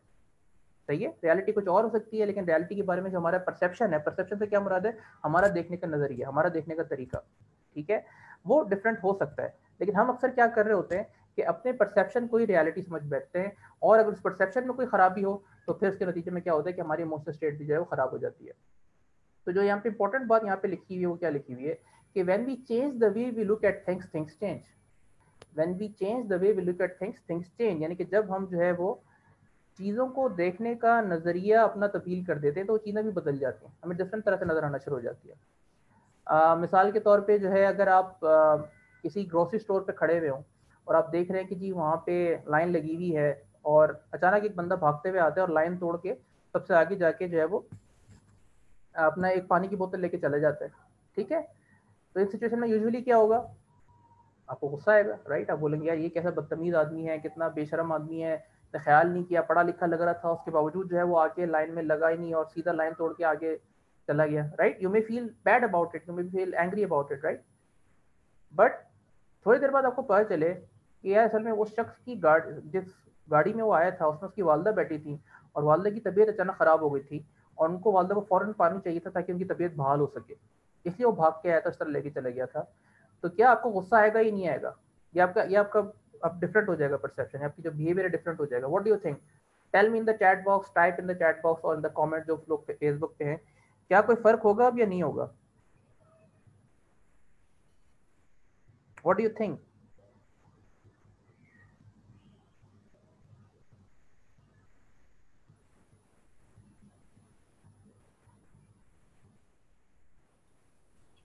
Vaji bhai, can you please repeat the question because I have some sort of distortion. जी, क्वेश्चन मेरा ये है कि आप किसी ग्रोसरी स्टोर पे खड़े हुए हैं और वहाँ पे जो है अचानक एक बंदा आता है, लाइन तोड़ते हुए आगे जाता है सबसे, और वहाँ से पानी की बोतल खरीद के चले जाता है। तो ऐसी सिचुएशन में उमूमन हमको गुस्सा आता है, राइट? कि यही क्या बात हुई, पढ़ा लिखा दिख रहा था, उसके वजह से लाइन का एहतराम नहीं किया और जो है लाइन तोड़ के चला गया। ठीक है। तो इस सिचुएशन में आपको हो सकता है गुस्सा है, लेकिन थोड़ी देर बाद आपको पता चले कि बेसिकली वो बंदा भागते हुए इसलिए आया था कि गाड़ी में उसकी वालदा बैठी हुई थी, उनकी तबीयत अचानक ख़राब हो गई थी, उनको फौरी पानी चाहिए था। तो जब आपको ये पता चलेगा और इस तरह से आप सिचुएशन को देखेंगे तो अब आपको क्या गुस्सा आएगा, या आपका डिफरेंट बिहेवियर होगा, डिफरेंट फीलिंग्स होंगी? बिल्कुल हमारा बिहेवियर जो है वो फिर जाहिर सी बात है इंक्लाइंड हो जाएगा ह्यूमैनिटी की तरफ, और हम अपने उस गुस्से को थूक देंगे। ठीक है। अब देखिए सिचुएशन वही है, सिचुएशन चेंज नहीं हुई। सिचुएशन क्या है, रियलिटी क्या है? रियलिटी ये है कि वो बंदा आया, उसने लाइन तोड़ी और वो पानी लिया और चला गया। ठीक है। अब उसमें रियलिटी को लेके हमारा परसेप्शन बन सकते हैं। पहला परसेप्शन ये बना कि नहीं यार देखो कितना बदतमीज आदमी है, इसने लाइन का ख्याल नहीं किया, पढ़ा लिखा होने के बावजूद लाइन तोड़ के ले गया। ठीक है। लेकिन जब हमने डिफरेंट सिचुएशन को डिफरेंट तरह से एनालाइज किया तो हमें पता ही चला कि यार वो तो भाई उसकी अम्मा की तबीयत खराब थी, अचानक पानी की जरूरत पड़ गई। तो अब हमें उस पर क्या होगा, रहम आएगा, तरस आएगा और हमारा जो मूड है, इमोशनल स्टेट है, वो चेंज हो जाएगी। ठीक है। तो परसेप्शन अलग होती है, रियलिटी अलग होती है, लेकिन हम अपनी परसेप्शन को ही रियलिटी समझ के हिसाब से बिहेव कर रहे होते हैं। और अक्सर औकात क्या होता है कि हमारी परसेप्शन में इशू होता है और हम उसको प्रोजेक्ट कर रहे होते हैं दूसरों पे, हम समझ रहे होते हैं कि मसला उसके साथ है। अब बिलावज उसको हमने जाहिल भी कह दिया, पागल भी कह दिया, पता नहीं क्या क्या कह दिया, लेकिन बाद में हमें उस पर हो सकता है शर्मिंदगी हो, हमने क्या बात कर दी, वो तो बेचारा मजबूरी में था। ठीक है। सो ये चीज़ समझने वाली है। ठीक है। ये आपको तस्वीर नज़र आ रही है। हो सकता है आप में से कोई इसको देखे, किसी को लगे कि जी ये इसमें शायद किसी को खातून की सूरत नज़र आए, हो सकता है किसी को इसमें जो है कोई मौसीकी का आला बजाते हुए नजर आए। तो जिस तरह से आप सिचुएशन को देखेंगे उसी तरह से आपको नजर आएगी और उसका एक असर होगा आपके ऊपर। ठीक है। ये जो मैंने जितनी बात की, अगर मैं उसको समराइज करूं तो आपको इस स्टार्ट से आपको समझ में आ जाएगी कि हम हर वक्त किसी न किसी सिचुएशन में होते हैं, किसी इवेंट में होते हैं। ठीक है। और जिस भी हम सिचुएशन को फेस कर रहे होते हैं, जिस भी इवेंट को हम फेस कर रहे होते हैं, उस हवाले से हमारी कुछ फीलिंग्स डेवलप हो रही होती हैं, उसके ऊपर हम एक्शंस ले रहे होते हैं, कुछ रिजल्ट्स हमें मिल रहे होते हैं। लेकिन जो हमारी फीलिंग्स हैं, जो हमारी स्टेट ऑफ माइंड है, उसका दारोमदार किस पे होता है? हमारी इंटरप्रिटेशन पे होता है। ठीक है। हमारी इंटरप्रिटेशन पे होता है। तो उस सिचुएशन में अगर हमने मीनिंग पॉजिटिव दी, इंटरप्रेट उसको पॉजिटिवली किया, तो हमारी फीलिंग्स पॉजिटिव होगी, हमारी इमोशनल स्टेट पॉजिटिव होगी। और अगर हमारी इमोशनल स्टेट पॉजिटिव होगी तो हमारे एक्शंस पॉजिटिव होंगे। अगर हमारे एक्शंस पॉजिटिव होंगे तो हमारे रिजल्ट्स पॉजिटिव होंगे, जिसके नतीजे में एक नई पॉजिटिव सिचुएशन जो है वो क्रिएट हो रही होगी। ठीक है। तो आप ये नोट कर सकते हैं कि यहाँ पे असल गेम कहाँ पे हो रही है, असल गेम कहाँ पे हो रही है जिस पूरी चीज़ को डिटरमिन कर रही है। तो असल जो चीज़ है वो क्या है कि हम सिचुएशन को किस तरह से इंटरप्रेट कर रहे हैं, क्या मीनिंग दे रहे हैं, उस पर क्या लेबल लगा रहे हैं। अगर हमने यहाँ पे मसला ख़राब कर दिया तो फिर क्या होगा कि फिर सारी चीज़ों में आगे जाके इशूज़ आना शुरू हो जाएंगे। मैं आपको छोटी सी एग्जाम्पल से पूरी बात समझा देता हूँ। सो ईद के चौथे पाँचवें दिन मुझे जो है कुछ सिम्टम्स आना शुरू हुए। मिसाल के तौर पे मुझे जो है वो बुखार हो गया, गला ख़राब हो गया। ठीक है। तो उस वक्त क्योंकि कोविड फैला हुआ था तो मैंने कहा हो सकता है मुझे भी कोविड लग गया हो, और मैंने क्या किया कि मैंने प्रिकॉशनरी तौर पे जो है वो मैंने अपने आप को क्वारंटीन कर लिया, सेल्फ आइसोलेशन में कमरे में अपने आप को बंद कर लिया। ठीक है। जब मेरे कुछ घर वालों को पता चला, दोस्तों यारों को पता चला, तो उन्होंने क्या किया कि मुझे मुख्तलिफ जो है उन्होंने ग्रुप्स में ऐड कर दिया कोविड से रिलेटेड। ठीक है। अच्छा, अब मैं वो उस ग्रुप में जब मैं गया तो वहाँ पे देखा मैंने लोगों ने कमेंट डाले हुए थे कि जी और मैं कोविड डायग्नोज हो गया हूँ या मैं सिम्टम्स आ गए थे, और बहुत परेशान, हद से ज़्यादा परेशान हूँ। कह रहे एक बंदे ने लिखा था मैं 2 दिन से सो नहीं पाया कि मेरे सिम्टम्स आ गए हैं या पता नहीं क्या होगा। अच्छा, उसके बरक्स मैं जो हूँ मैंने अपने आप को, जब मैंने कोविड के सिम्टम्स आए, फिर मेरा टेस्ट हुआ, पॉजिटिव आया, तो उसके बाद मैंने अपने आप को तकरीबन 35 दिन आइसोलेशन में रखा। ठीक है। 35 दिन, 35 डेज मैंने अपने आप को आइसोलेशन में रखा, एक कमरे में बंद। ठीक है। ना घर से बाहर, ना कमरे से ज़्यादा बाहर। ठीक है।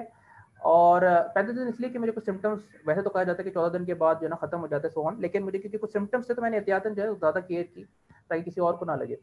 लेकिन इस दौरान अल्हम्दुलिल्लाह ना मैंने स्ट्रेस लिया, ना मुझे कोई टेंशन हुई। मैंने इसमें अपनी अपनी सिम्टम्स के साथ, ठीक है, बुखार भी था, बीमारी भी आई, कमज़ोरी भी हुई, दर्द भी हुआ, टेस्ट और स्मेल का सेंस चला गया, सो ऑन, जो सिम्टम्स होते हैं उसके बावजूद जो है मैंने अपने वेबिनार्स भी किए, मैंने 2 ट्रेनिंग्स कंडक्ट की उसी दौरान, हिप्नोसिस की, NLP की। ठीक है।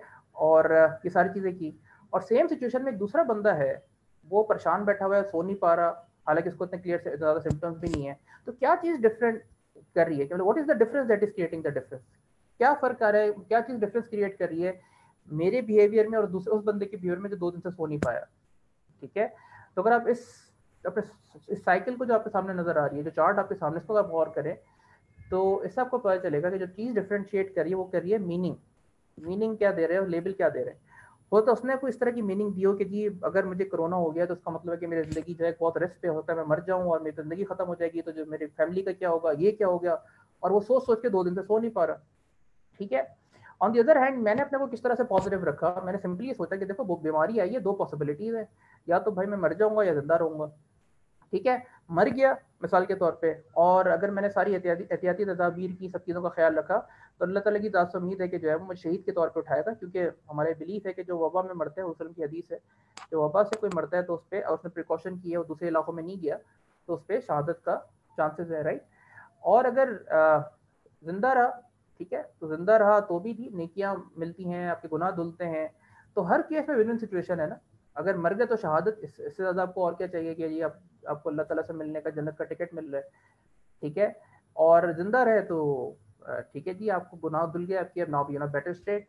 तो इस तरह से सोचते हैं तो फिर आपका जो है इमोशनल स्टेट जो है पॉजिटिव रहती है, और आपके लिए आसान हो जाता है पॉजिटिव एक्शंस लेना, पॉजिटिव रिजल्ट्स को अचीव करना, ठीक है। तो ये पूरा मेरा मकसद था। तो आपने क्या करना है, आपने देखना है कि अगर आप मिसाल के तौर पे आप में से कोई भी ऐसा है जो डाउन फील कर रहा है, डिप्रेस फील कर रहा है, कहीं ऐसा तो नहीं है कि उसने सिचुएशन को इस तरह से इंटरप्रेट किया, ऐसे लेबल दे दिए हों, ठीक है। हम लेबल दे रहे होते हैं ना, सिचुएशन कितनी खराब है, कितनी बुरी है, वही जिस चीज़ को हो सकता है आप बुरा समझ रहे हो, आपके लिए वो सबसे बेहतरीन हो, ठीक है। तो दिस इज वेरी इंपॉर्टेंट, इस चीज़ का जरूर ख्याल रखें। This brings me to the next topic, वो क्या है, फोकस। हमने तीसरी चीज़ जो है जो आपकी इमोशनल स्टेट को इम्पैक्ट करती है वो है आपका फोकस।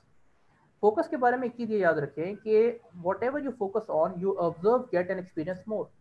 जिस चीज़ पे भी आप फोकस ज़्यादा रखेंगे, जिस चीज़ पे आप फोकस करेंगे, वो चीज़ आपको लाइफ में ज़्यादा एक्सपीरियंस होगी, ज़्यादा दिखेगी, ठीक है, ज़्यादा आपकी लाइफ में होता है बढ़ना शुरू हो जाए, ठीक है। तो let's understand this concept with a simple exercise, ठीक है। और एक्सरसाइज क्या है, एक्सरसाइज ये है कि आप क्या करें कि आपके पास 30 सेकंड है, यू हैव 30 सेकंड्स। आपने क्या करना है कि जिस जिस जगह पे भी आप बैठे हैं, जिस कमरे में भी आप बैठे हैं, आपने क्या करना है कि जितनी भी ब्लैक कलर की चीज़ें उनको नोट करना है, ठीक है। मुझे बताना नहीं है, just notice what black colour की कितनी चीज़ है आपके पास, जस्ट काउंट देम, ठीक है। तो आपका टाइम स्टार्ट होता है अब। तो क्या करें, अपने कमरे में इर्द गिर्द देखें और देखें कि आपको कितनी चीज़ें ब्लैक नजर आ रही है, ठीक है। व्हाट इज ब्लैक, कितनी चीज़ें ब्लैक है,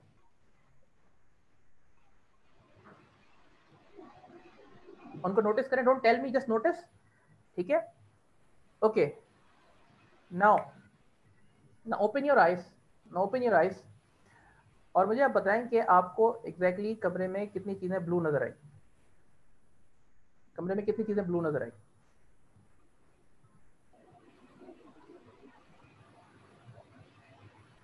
now close your eyes once again, now close your eyes once again, दोबारा अपनी आंखें बंद करें,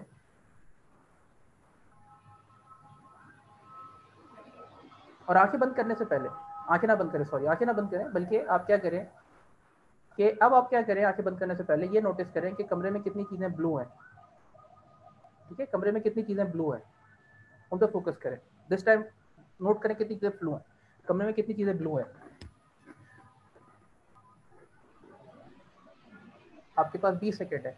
count the number of blue things in your room, कितनी चीज़ें ब्लू हैं आपके कमरे में, ब्लू कलर की है।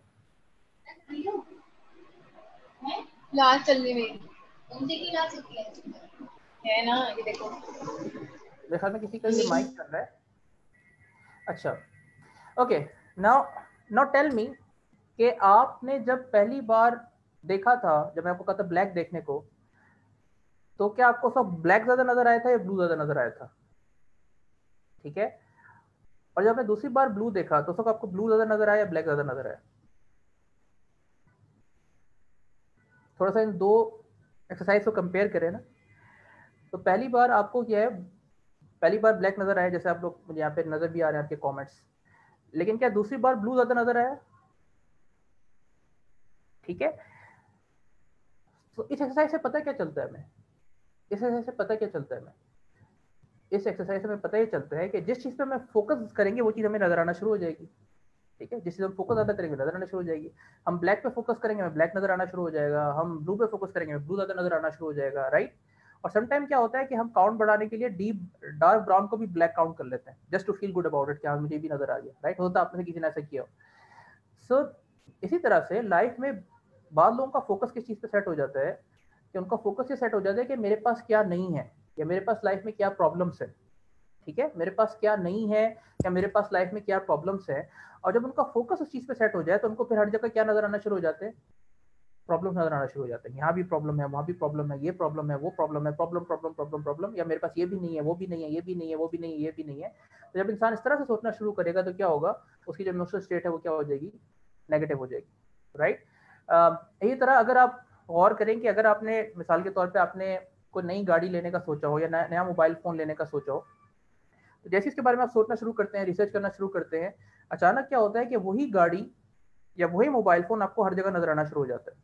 ठीक है, आप देखते हैं रोड पर गाड़ी ज़्यादा नज़र आना शुरू हो जाती है, दोस्त लोगों के हाथ में मोबाइल फ़ोन ज़्यादा नज़र आना शुरू हो जाता है। ठीक है, तो आई एम श्योर कि आपने इस चीज़ को एक्सपीरियंस किया होगा। तो ऐसा क्यों होता है? क्या वो आपने सोचना शुरू किया उस गाड़ी के बारे में तो अचानक जो है लोग रोड पे गाड़ी लेके आ गए क्योंकि आपने सोचा इस तरह से था, या आपने सोचना शुरू किया मोबाइल फ़ोन के बारे में तो लोग अचानक से मोबाइल फ़ोन लेके आ गए? ऐसा तो नहीं है ना, वो मोबाइल फ़ोन पहले भी वहाँ पे था, वो गाड़ी पहले भी वहाँ पे थी, बस फ़र्क इतना था कि आपकी तवज्जो वहाँ पे नहीं थी। ठीक है, you are focusing on other things. तो अगर आपकी तवज्जो जो है वो प्रॉब्लम्स पे होगी तो आपकी लाइफ में प्रॉब्लम्स आपको ज़्यादा नजर आएंगी, हो सकता है आपको लगे कि मेरी लाइफ में प्रॉब्लम ज़्यादा बढ़ रही है। इसके बरक्स अगर आपकी फोकस इस चीज़ पे है कि जी मेरे पास क्या क्या अल्लाह ताला ने मुझे ब्लेसिंग्स दी हैं, मेरे पास क्या क्या नेमतें हैं और क्या क्या अपॉर्चुनिटीज़ मेरे पास हैं, तो फिर आपका जो माइंड सेट है वो डिफरेंट क्रिएट होगा। That's why it's very important कि आप क्या करें कि इस चीज़ पे गौर करें कि मैं आजकल स्पेशली इस पैंडमिक में मैं किन चीज़ों पे फोकस कर रहा हूँ या कर रही हूँ, और क्या मैं जिन चीज़ों पे फोकस कर रहा हूँ उन पे फोकस करने से क्या मेरा इमोशनल स्टेट बेहतर होगा या ख़राब होगा। ठीक है, इस चीज़ पे आप ज़रूर सोचें, इंशाल्लाह इससे आपको काफ़ी फ़ायदा होगा। आप ये देखें, ये बच्चा खड़ा हुआ है, इसकी इमेज आपको गालिबन नज़र आ रही होगी अपनी स्क्रीन पे। तो ये जो बच्चा आपको नज़र आ रहा है अपनी स्क्रीन पे, अब देखें कितना खुश नज़र आ रहा है इसमें, और बिजनेस कर रहा है अपना या छोटी एज में। अब हो सकता है इसको इस बच्चे को देखे तो वो कहे कि यार देखो कैसा बच्चा है, और उसके पास देखो बेचारा डिसेबल्ड है और छोटी उम्र में उसको काम भी करना पड़ रहा है और ये है और वो है, राइट। हम उसको हो सकता है हमें से कुछ सोच के परेशान हो रहा हो, लेकिन ये बच्चा बड़ा खुश है। ये अपनी डिसेबिलिटी पे, फिजिकल डिसेबिलिटी पे फोकस नहीं कर रहा, बल्कि गालिबन ये फोकस करे कि मेरे पास क्या अपॉर्चुनिटी है, मेरे पास क्या क्या चीज़ अवेलेबल है, क्या मैं कर सकता हूँ। ठीक है, सो ये चीज़ देखने वाली है कि हम किस चीज़ पे फोकस कर रहे हैं। ठीक है, क्या हम उस पर फोकस कर रहे हैं कि हमारे पास क्या नहीं है, या हम उस पर फोकस कर रहे हैं कि क्या हमारे पास है। ठीक है, क्या हम इस पर फोकस कर रहे हैं कि कितनी प्रॉब्लम्स हैं, कितने दुख हैं, कितनी बीमारियां हैं, कितनी परेशानियां हैं, या हम इस पर फोकस करेंगे कितनी अपॉर्चुनिटीज़ हैं, कितने सोल्यूशंस हैं, कितने मौके हैं लाइफ में आगे बढ़ने के, कितनी ब्लेसिंग्स हैं मेरी ज़िंदगी में। जिस चीज़ पे आप फोकस करेंगे उसी हिसाब से आपकी इमोशनल स्टेट जो है वो डेवलप हो रही होगी। ठीक है, जो चौथा कंपोनेंट है वो जो आपके इमोशनल स्टेट को इम्पैक्ट करता है, वो क्या है, आपकी स्पिरिचुअल जो एस्पेक्ट है। ठीक है, जिस तरह हमारे जिस्म की कुछ ज़रूरियात है, जैसे हमें खाना होता है, सफाई का ख्याल रखना होता है, इसी तरह हमारी रूह की भी कुछ ज़रूरियात है। ठीक है, हमें जो है रूह की ग़िज़ा होती है, जो रूह की कुछ नीड्स होती हैं। ठीक है, रूह को हमने ग़िज़ा भी देनी होती है, रूह को जो है वो हमने जो है वो उसको उसकी तज़किया भी करना होता है, उसको साफ भी रखना होता है। ठीक है, तो हमारी जो रूहानी नीड्स है उनको भी बड़ा इंपॉर्टेंट है कि उनका हम ख्याल रखें, क्योंकि अगर जो है जब रूहानियत की बात आती है, ज़ाहिर हम बात करते हैं कि जी हमारा अल्लाह से ताल्लुक़ कितना स्ट्रॉन्ग है। ठीक है, हमारा अल्लाह ताला से ताल्लुक़ कितना स्ट्रॉन्ग है, हम इबादत में कैसे हैं, अखलाकियात में कैसे हैं, तज़किया हमारा किस तरह से चल रहा है, क्या हमारे अंदर कोई रूहानी बीमारियाँ तो नहीं है, हसद बुग़्ज़ जलन इस तरह की चीज़ें तो नहीं है, राइट। तो इसलिए वेरी इंपॉर्टेंट कि हम इस एस्पेक्ट पे भी फोकस करें, और जो अल्लाह से ताल्लुक़ है जो उसको हमें मजबूत करें, इस चीज़ को रियलाइज़ करें कि जी अल्लाह ताला ने हमें बनाया, एक मकसद के तहत बनाया, क्या हम उस मकसद को सही से सर्व कर रहे हैं, नहीं कर रहे। ठीक है, तो अपने आप को अल्लाह से कनेक्ट करें ताकि आपकी जो स्पिरिचुअल डायमेंशन है वो भी सही से फुलफिल हो और आप इमोशनली ज़्यादा बेहतर तरीके से फील कर सकें। जैसे अल्लाह ताला के कुरान में कहता है ना कि जो है अल्लाह ताला के जिक्र से इंसान को जो है वो इत्मीनान नसीब होता है, सुकून नसीब होता है। तो इस चीज़ का भी ख्याल रखें। तो अगर आप इन चारों चीज़ों का ख्याल रख रहे हैं, यानी आपकी फिजियोलॉजी परफेक्ट है, पॉजिटिव आपने बॉडी पोस्चर मेंटेन किया हुआ है, आप गूगल पे जाएं सर्च करें पॉजिटिव या पावर बॉडी पोस्चर्स क्या होते हैं, you will get lots of example. तो कोशिश करें कि आप उनको मेंटेन रखें। ठीक है, फिर आपने जो है वो चीज़ों को मीनिंग आप सही दे रहे हैं, लैंग्वेज आप सही से इस्तेमाल कर रहे हैं। ठीक है, मैं यहाँ पे पॉजिटिविटी आपको खाली सेल नहीं कर रहा कि पॉजिटिव हर चीज़ को आप glass half empty half full की बात नहीं कर रहा। मैं ये कह रहा हूँ कि सिचुएशन को आप इस तरह से इंटरप्रेट करें, उसको वो मीनिंग दें कि वो आपको लाइफ में आगे बढ़ने पे एम्पावर करे, इंकरेज करे, ना कि डिस्करेज करे या डिप्रेस करे। ये समझने वाली बात है। एक तरह आपने फोकस सही चीज़ों पे किया हुआ है कि मेरे पास क्या अपॉर्चुनिटीज है, मेरे पास क्या ब्लेसिंग्स हैं, तो इंशाल्लाह उससे आपका जो इमोशनल स्टेट है वो अच्छा होगा। और जो लास्ट चीज़ मैंने आपको बताई कि आपकी जो स्पिरिचुअल नीड्स हैं, जो आपकी इबादत है, आपकी जो अखलाकियात हैं, अल्लाह से ताल्लुक है, इन सारी चीज़ों पर अगर आप फोकस करेंगे इंशाल्लाह, तो उससे भी आपका जो इमोशनल स्टेट है वो बेहतर होगा। I am running out of time, और पास काफ़ी सारी स्लाइड्स हैं, that's why I am running through it. एक और चीज़ इंपॉर्टेंट पॉइंट है वो ये है कि size of the problem, size of the problem. अक्सर लोग गलती क्या करते हैं कि जो भी इनको सामने चैलेंज हो या प्रॉब्लम हो, वो जितना होता है उससे उसको या तो बहुत बड़ा देखते हैं, एक एक्सट्रीम आपको ये मिलेगी कि उस प्रॉब्लम को जितना होता है उससे बहुत बड़ा देखते हैं, और दूसरी एक्सट्रीम क्या होती है कि वो उस प्रॉब्लम को प्रॉब्लम ही नहीं समझती। जैसे कोविड की एग्जांपल ले लें, कुछ समझते हैं कि जी कोई मसला ही नहीं है, कोई बंदा ये तो एग्जिस्ट ही नहीं करता, कोई बीमारी है ही नहीं, सब फेक है, राइट। और कुछ इसको इतना सर पे सवार कर लेते हैं कि उनको लगता है कि अब तो बस जिंदगी खत्म हो गई, अगर मुझे कोविड हो गया तो पता नहीं क्या होगा, राइट। तो एक बहुत इंपॉर्टेंट पॉइंट क्या है कि जैसा प्रॉब्लम है उसको उतना ही देखें, see the problem as it is, जितना उसका साइज है ना उसको बढ़ाए ना बहुत कम करे, ठीक है, पहला step, see the problem as it is. Then the next step is, second step is see the problem better than it is. यानी क्या मतलब इस बात का कि आप ये देखें कि आप उसको किस तरह से इंप्रूव कर सकते हैं, आपका विजन क्या है, आपका कंपेलिंग फ्यूचर अपना क्रिएट करें, ठीक है, कि मैं सिचुएशन को कैसे इंप्रूव कर सकता हूँ। ये काम होता है ना लीडर का, मुख्तलिफ मुश्किल सिचुएशन में वो एक विजन देता है, लोगों को सिचुएशन बेहतर दिखाता है ताकि उसकी तरफ बढ़ सके। तो पहला स्टेप ये है कि see the problem as it is, जैसी प्रॉब्लम है उसको उतना ही देखें, ना बड़ा करें ना छोटा करें, ठीक है। फिर उससे बेहतर देखें सिचुएशन को कि किस तरह से सिचुएशन को बेहतर कर सकते हैं, आपका विजन क्या है, आपका कंपेलिंग फ्यूचर क्या है जो आपको आगे बढ़ने पे फैसिलिटेट करे। और तीसरा स्टेप है कि फिर जो आपने बेहतर विजन देखा, जो बेहतर सिचुएशन देखी, उसको अचीव करने के लिए जो एक्शन रिक्वायर्ड है उस पर आप काम करें, ठीक है। अक्सर औकात लोग क्या करते हैं कि वो उन चीज़ों के बारे में परेशान होना शुरू हो जाते हैं, तो प्रॉब्लम्स को बहुत बड़ा कर लेते हैं, जितना वो होती है उससे 10 गुना ज़्यादा, ठीक है, मैं तो तबाह हो गया, बर्बाद हो गया, ये हो गया, वो हो गया। छोटी सी प्रॉब्लम पे लोग इस तरह के स्टेटमेंट पास कर रहे होते हैं, ठीक है। और दूसरा क्या कर रहे होते हैं कि उन चीज़ों के बारे में परेशान हो रहे होते हैं जो उनके कंट्रोल से बाहर है। दूसरी गलती लोग क्या करते हैं कि उन चीज़ों के बारे में परेशान हो रहे होते हैं जो उनके कंट्रोल से बाहर है, और उन चीज़ों को इग्नोर कर देते हैं जो उनके कंट्रोल में अंदर, उनके कंट्रोल के अंदर है, ठीक है। तो for example corona virus, Covid कब खत्म होगा, इसे कब जान छूटेगी, कब लॉकडाउन खत्म होगा, ये इंटायरली मेरे हाथ में नहीं है, ठीक है। लेकिन मेरे हाथ में क्या है कि मैं सिचुएशन में रह के किस तरह से जिंदगी को बेहतर कर सकता हूँ, मेरे पास ऑप्शन क्या है, मेरे पास क्या अपॉर्चुनिटीज है, कौन से ऐसे नए मौके मेरे पास अब आ गए जो पहले नहीं थे, ये मेरे अख्तियार में है ना। तो मैं क्या इस पर फोकस करूँ या मैं बस ये सोचता रहूँ कि जी क्या होगा क्या नहीं होगा, कोविड कब खत्म होगा। तो जब हम लाइफ में किसी ऐसी चीज़ के बारे में सोचना शुरू कर देते हैं या परेशान होना शुरू हो जाते हैं जो हमारे कंट्रोल से बाहर है, तो फिर हमारी लाइफ में स्ट्रेस बढ़ता है, परेशानियां बढ़ती है। उसके बरस अगर मैं उस पर फोकस करूँ कि जी मैं क्या कर सकता हूँ, मेरे पास क्या अख्तियारात हैं, मेरे पास क्या चॉइसेस हैं, तो फिर मेरे से क्या होगा कि मेरी लाइफ जो है वो बेहतर होगी। तो दूसरा बहुत बड़ा प्रॉब्लम है, one of the biggest problem क्या है, उसको समझाने से पहले let me quickly share an example with you. और वो एग्जाम्पल बेसिकली क्या है कि एग्जाम्पल बेसिकली ये कि फर्ज करें कि आप कोई फिल्म देख रहे हैं, आप कोई फिल्म देख रहे हैं और फिल्म स्टार्ट इस तरह से होती है कि जो हीरो का बड़ा ज़बरदस्त ज़िंदगी है, ठीक है, हीरो की बड़ी ज़बरदस्त ज़िंदगी है, और फिल्म में आधा घंटा हो गया ज़िंदगी इसकी ज़बरदस्ती है। फिर नेक्स्ट आधा घंटा फिल्म में ये दिखाया गया कि ज़िंदगी और भी ज़बरदस्त हो गई, और भी अच्छी हो गई, ठीक है। और जो रिमेनिंग टाइम था फिल्म का, उसमें भी इसकी ज़िंदगी बेहतर से बेहतर होती गई, बेहतर होती गई, बेहतर होती गई, बेहतर होती गई, बेहतर होती गई, और जो फिल्म का क्लाइमेक्स है ज़िंदगी और बेहतर हो गई और फिल्म ख़त्म हो गई। क्या आप ऐसी फिल्म को एंजॉय करेंगे? क्या आपको मज़ा आएगा? क्या उसे देख के लोग इंस्पायर होंगे? ठीक है। सो आई एम क्वाइट श्योर कि आप ये बोलेंगे नहीं यार ये कैसी फिल्म थी भाई, ये कैसी कहानी है यार, ना इसमें कोई ट्विस्ट है, ना कोई टर्न है, ना कोई चैलेंज है, सब कुछ अच्छा अच्छा होता जा रहा है, ये तो बड़ी अजीब मोनोटोनस जिंदगी है, राइट।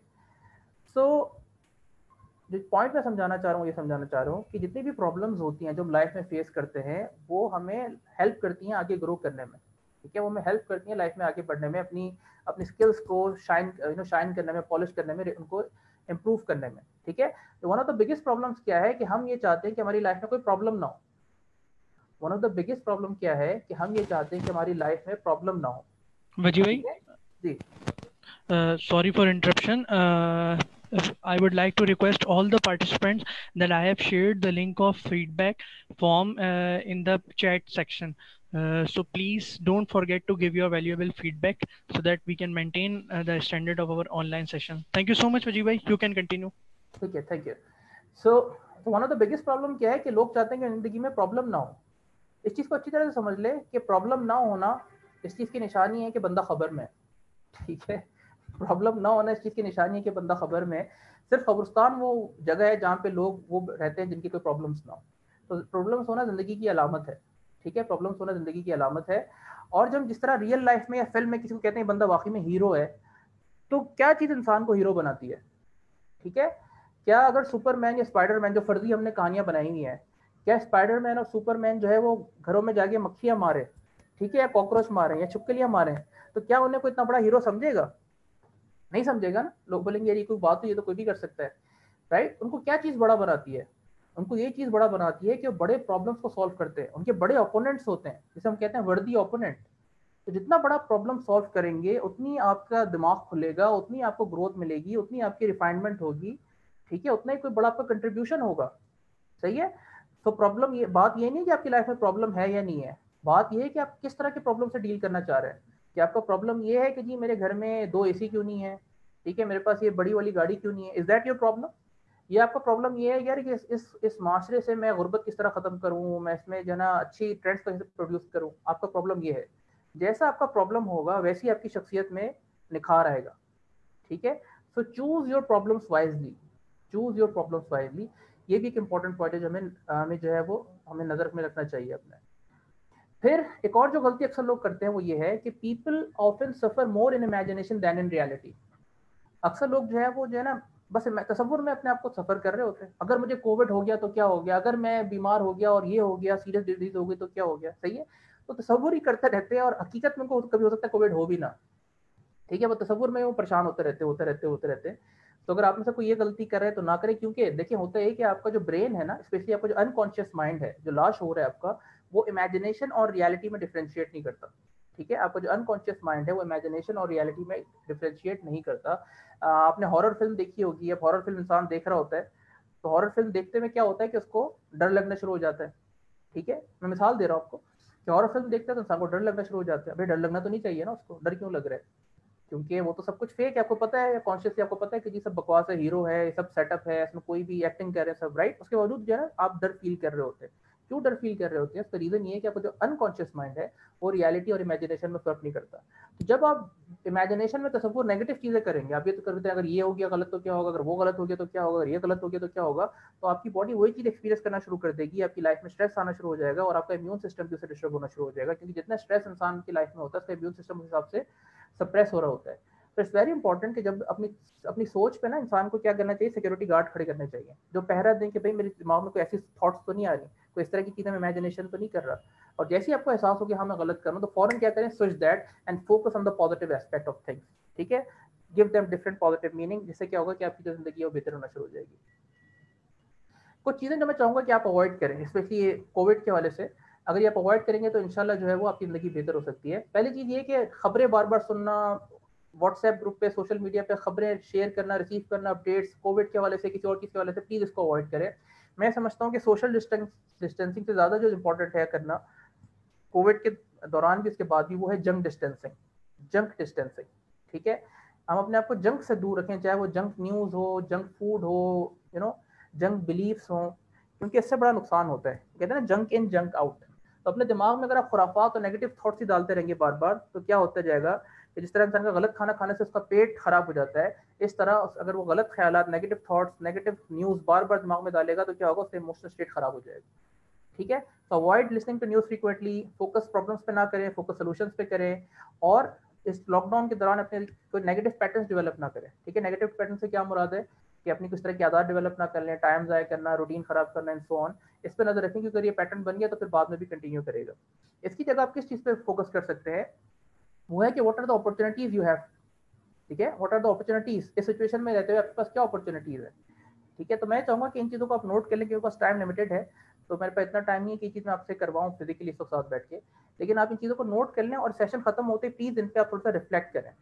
तो आपने रिफ्लेक्ट ये करना है कि इस सिचुएशन में रहते हुए, जिस सिचुएशन में अभी आप हैं, मैं हूँ, हमारे पास क्या अपॉर्चुनिटीज़ हैं इन फॉलोइंग एरियाज को लेके, ठीक है। तो number 1, when it comes to connection with Allah या स्पिरिचुअलिटी, होता है डिफरेंट मज़ाहिब के लोग हैं यहाँ पे, तो क्या ऑप्शन है आपके पास, क्या अपॉर्चुनिटीज़ है, ठीक है। हो सकता है पहले आप चाह रहे हो कि जी मैं कुरान पढ़ूँ, तर्जुमा के साथ पढ़ूँ, नवाफिल पढ़ूँ, तहज्जुद पढ़ूँ, हो सकता है पहले आपका शेड्यूल ऐसा हो कि आपके लिए पॉसिबल ना हो, but now you have those opportunities, right.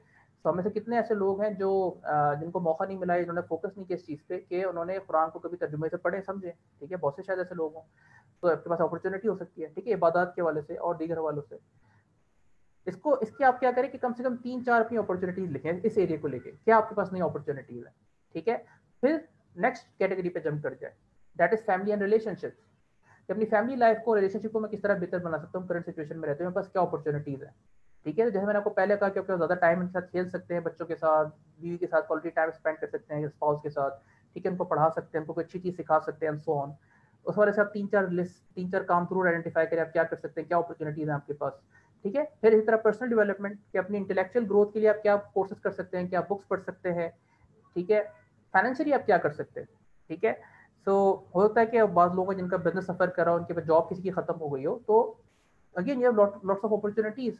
मैं ऐसे लोगों को जानता हूँ, ऐसी मर्द और ख़वातीन को जानता हूँ जो बहुत कम पढ़े लिखे हैं और वो घर से बैठ के ऑनलाइन काम कर रहे हैं और जो है कोई 60,000 कमा रहा है, कोई 70,000 कमा रहा है, कोई 50,000 कमा रहा है, कोई लाख 1.5 लाख, इससे भी ज़्यादा कमा रहा है। घर से बैठ कर उन्होंने इस तरह की चीज़ें सीख ली है। सो द थिंग इज कि एक चीज़ हमें कोविड से समझ में आती है कि यू नीड टू डाइवर्सिफाई। आप एक बिजनेस पे रिलाय ना करें, you need to have at least 2-3 streams of income. और उसके लिए आप देख सकते हैं कि मेरे पास इस वक्त क्या अपॉर्चुनिटीज़ है। ठीक है, मेरा अगर मेरा ऑलरेडी रनिंग बिजनेस है तो उसको किस तरह से मॉडिफाई करके अपनी फाइनेंसेस को बेहतर कर सकता हूँ। इसी तरह हेल्थ के वाले से आपके पास क्या अपॉर्चुनिटीज़ है, इन कंट्रीब्यूशन टू सोसाइटी है, माशरे में आप किस तरह से अच्छा किरदार अदा कर सकते हैं, उस वाले आपके पास क्या अपॉर्चुनिटीज़ है। ठीक है, तो लोगों को जो राशन की ज़रूरत है, दुआओं की ज़रूरत है, फ़ोन करके उनका स्ट्रेस बांट लें, गम बांट लें, right right. There are lots of things that you can do to play a positive role for the society. ठीक है, इस तरह ओवरऑल रूटीन के वाले से आपके पास क्या अपॉर्चुनिटीज़ है। पहले होता है आपके पास, आप रूटीन बदलना चाह रहे हो तो आपको ये होगी कि मैं कैसे रूटीन बदलूँ, मेरा ऑफिस का काम ये है वो है। Now you have those opportunities के आप जो है वो अपनी रूटीन को ऑप्टिमाइज कर सकते हैं। तो देखिए सवाल है आपके पास क्या अपॉर्चुनिटीज़ है। प्लस इसके अलावा दीगर जो आपकी लाइफ में एस्पेक्ट्स हैं उनके ऊपर आप जरूर गौर करें। तो इस तरह आप क्या करें कि एक एक एस्पेक्ट को लेते जाएं और साथ साथ क्या करें कि आप आइडेंटिफाई करते जाएं मेरे पास क्या क्या अपॉर्चुनिटीज़ हैं, and then you can start focusing and working on them. जो लास्ट चीज़ है इस स्लाइड में वो ये है कि ना सिर्फ हम इन अपॉर्चुनिटीज़ पे फोकस करें बल्कि हम ये भी देखें कि मैंने इनसे क्या लेसन सीखा है इस पूरी सूरत हाल से, पैंडेमिक से मैंने क्या लेसन लर्न किए हैं इन मुख्तलिफ पर्सपेक्टिव्स को लेकर। ठीक है, सो आई एम क्वाइट श्योर कि हमने आपने सब ने बहुत सारे लेसन लर्न किए होंगे। ठीक है, बहुत जब बात बिजनेस की आती है तो हो सकता है किसी ने ये लेसन लर्न किया हो यार कि you need to have diversified income channels, कोई एक बिजनेस पे मुझे रिलाय नहीं करना। ठीक है, किसी को ये ख्याल है कि यार मेरी प्रायोरिटीज़ कितनी गलत थी, सेहत कितनी इंपॉर्टेंट है, सेहत ना हो तो देखो कितना प्रॉब्लम्स होते हैं। ठीक है, किसी को शायद ये ख्याल है कि यार देखो इस जितने मैं भैया टाउन में बंगले बना रहा हूँ, सब कुछ बना रहा हूँ, ये तो यहीं रह जाएगा जैसे मैं मरूंगा, तो मेरे लिए असल जो फोकस है वो तो आखिरत है, राइट। तो there could be lots of lessons that you can learn from the situation. तो व्हाट आर दोज लेसन्स, उनको लिखें क्योंकि ये जो आपकी इतनी इंपॉर्टेंट लर्निंग है ये ज़ाया ना हो जाए और इसको आप इससे आप आगे जो है फ़ायदा उठा सके। ठीक है, एक और इम्पॉर्टेंट बात वो ये है कि you are not your pattern, you are not your pattern, you are not your behaviour. ठीक है, you are not your behaviour. इसका क्या मतलब है कि बाद लोग क्या करते हैं कि उनकी कुछ बुरी आदत डेवलप हो जाती है, कुछ अनवांटेड अनडिजायर्ड हैबिट्स या पैटर्न्स डेवलप हो जाते हैं। फॉर एग्जांपल कोई बंदा लेट जाता है कहीं पे, ठीक है, चीज़ों को डिले करता है मिसाल के तौर पे, तो बजाय इसके कि उसको एज अ पैटर्न आइडेंटिफाई करे, वो उसको अपनी शख्सियत का हिस्सा समझते हैं। ठीक है, यानी फॉर एग्जाम्पल बजाय ये कहने कि जी मैं लेट हो जाता हूँ, मैं लेट हुआ हूँ, वो ये कहते हैं कि जी मैं लेट लतीफ़ हूँ। ठीक है, वो अपने आप को इस तरह की आइडेंटिटीज दे देते हैं। तो ये याद रखें कि आप अलग हैं, आपकी आदतें अलग है। ठीक है, ये साथ नहीं है, ये वक्ती तौर पे साथ जरूर है, लेकिन आप जब चाहे इनको मेहनत करके बदल सकते हैं। सही है, लेकिन अगर आपने गलती है कि जैसे अक्सर लोग ये गलती करते हैं कि जी मैं तो इंट्रोवर्ट हूँ, आपने देखा होगा लोग अपने आप को इस तरह से आइडेंटिफाई करते हैं। अब अगर किसी ने अपने आइडेंटिटी बना ली कि जी मैं तो इंट्रोवर्ट हूँ, तो उसके लिए फिर मुश्किल हो जाएगा लोगों के साथ बाहर निकलना, ठीक है, घुलना मिलना, क्योंकि उस पर जस्टिफिकेशन होगी क्या करें, मैं तो इंट्रोवर्ट हूँ, मैं क्या करूँ। ठीक है, तो बजाय ये कहने की कि मैं इंट्रोवर्ट हूँ, जस्ट अंडरस्टैंड कीजिए I prefer to spend time alone sometimes, I prefer, that's your preference, that's your pattern, but that doesn't define you as a person. ठीक है, तो अपने पैटर्न में यानी अपने बिहेवियर में और अपनी शख्सियत में, अपनी आइडेंटिटी में फ़र्क करना सीखें, अदरवाइज वो चीज़ आपको लिमिट कर सकती है।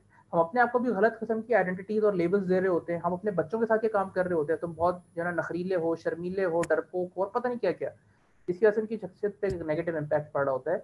तो प्लीज़ इस चीज़ का ज़रूर नोट करने का ख्याल रखें कि आप कभी भी अपने आप को इस तरह की आइडेंटिटीज़ ना दें, अपने पैटर्न्स को अपनी आइडेंटिटी ना बना लें, क्योंकि आप पैटर्न बदल सकते हैं। कुछ चीज़ों को आप जरूर याद रखें। Number 1, happiness is a habit, so is Joy, fear and anger. Happiness ना सिर्फ एक इमोशन है बल्कि एक हैबिट है।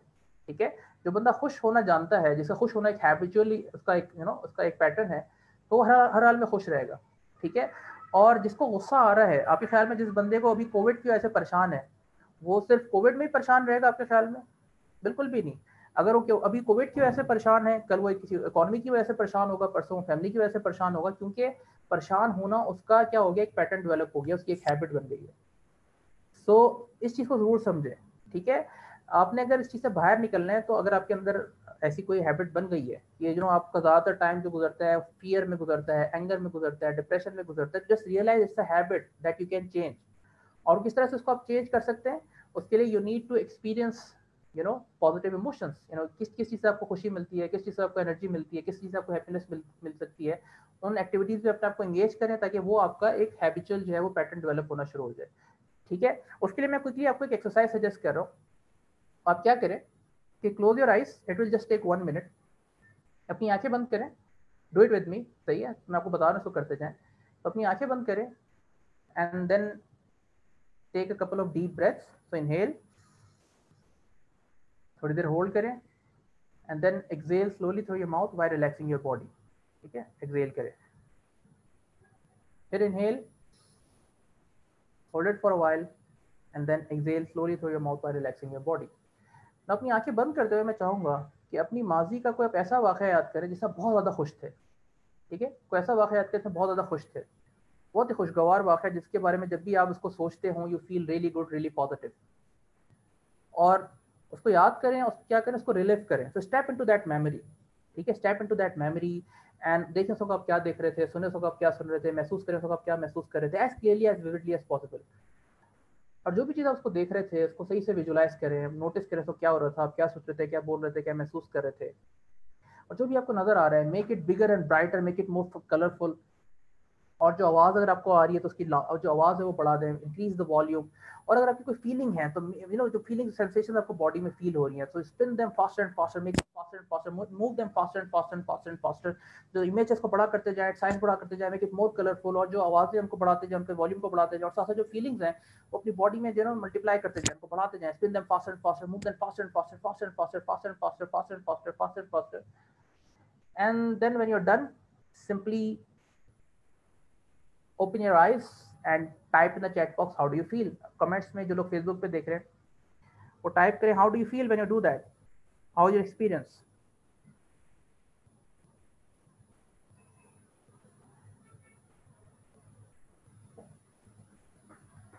So जिन्होंने भी इस चीज़ को एक्सपीरियंस किया होगा, आई एम क्वाइट श्योर कि उनकी फीलिंग्स चेंज हो गई होगी और उन्होंने जो है वो हैप्पी फील करना शुरू कर दिया होगा, खुशगवार फील करना शुरू कर दिया होगा। ठीक है, so this is a very simple technique, is a very simple technique जिसके थ्रू आप क्या कर सकते हैं कि आप क्या करें, कोई ऐसे 5, 6, 7, 8 वाक़या याद कर लें जिसमें बहुत ज़्यादा खुश थे, यू वेरी जॉयफुल, आप प्लेफुल थे।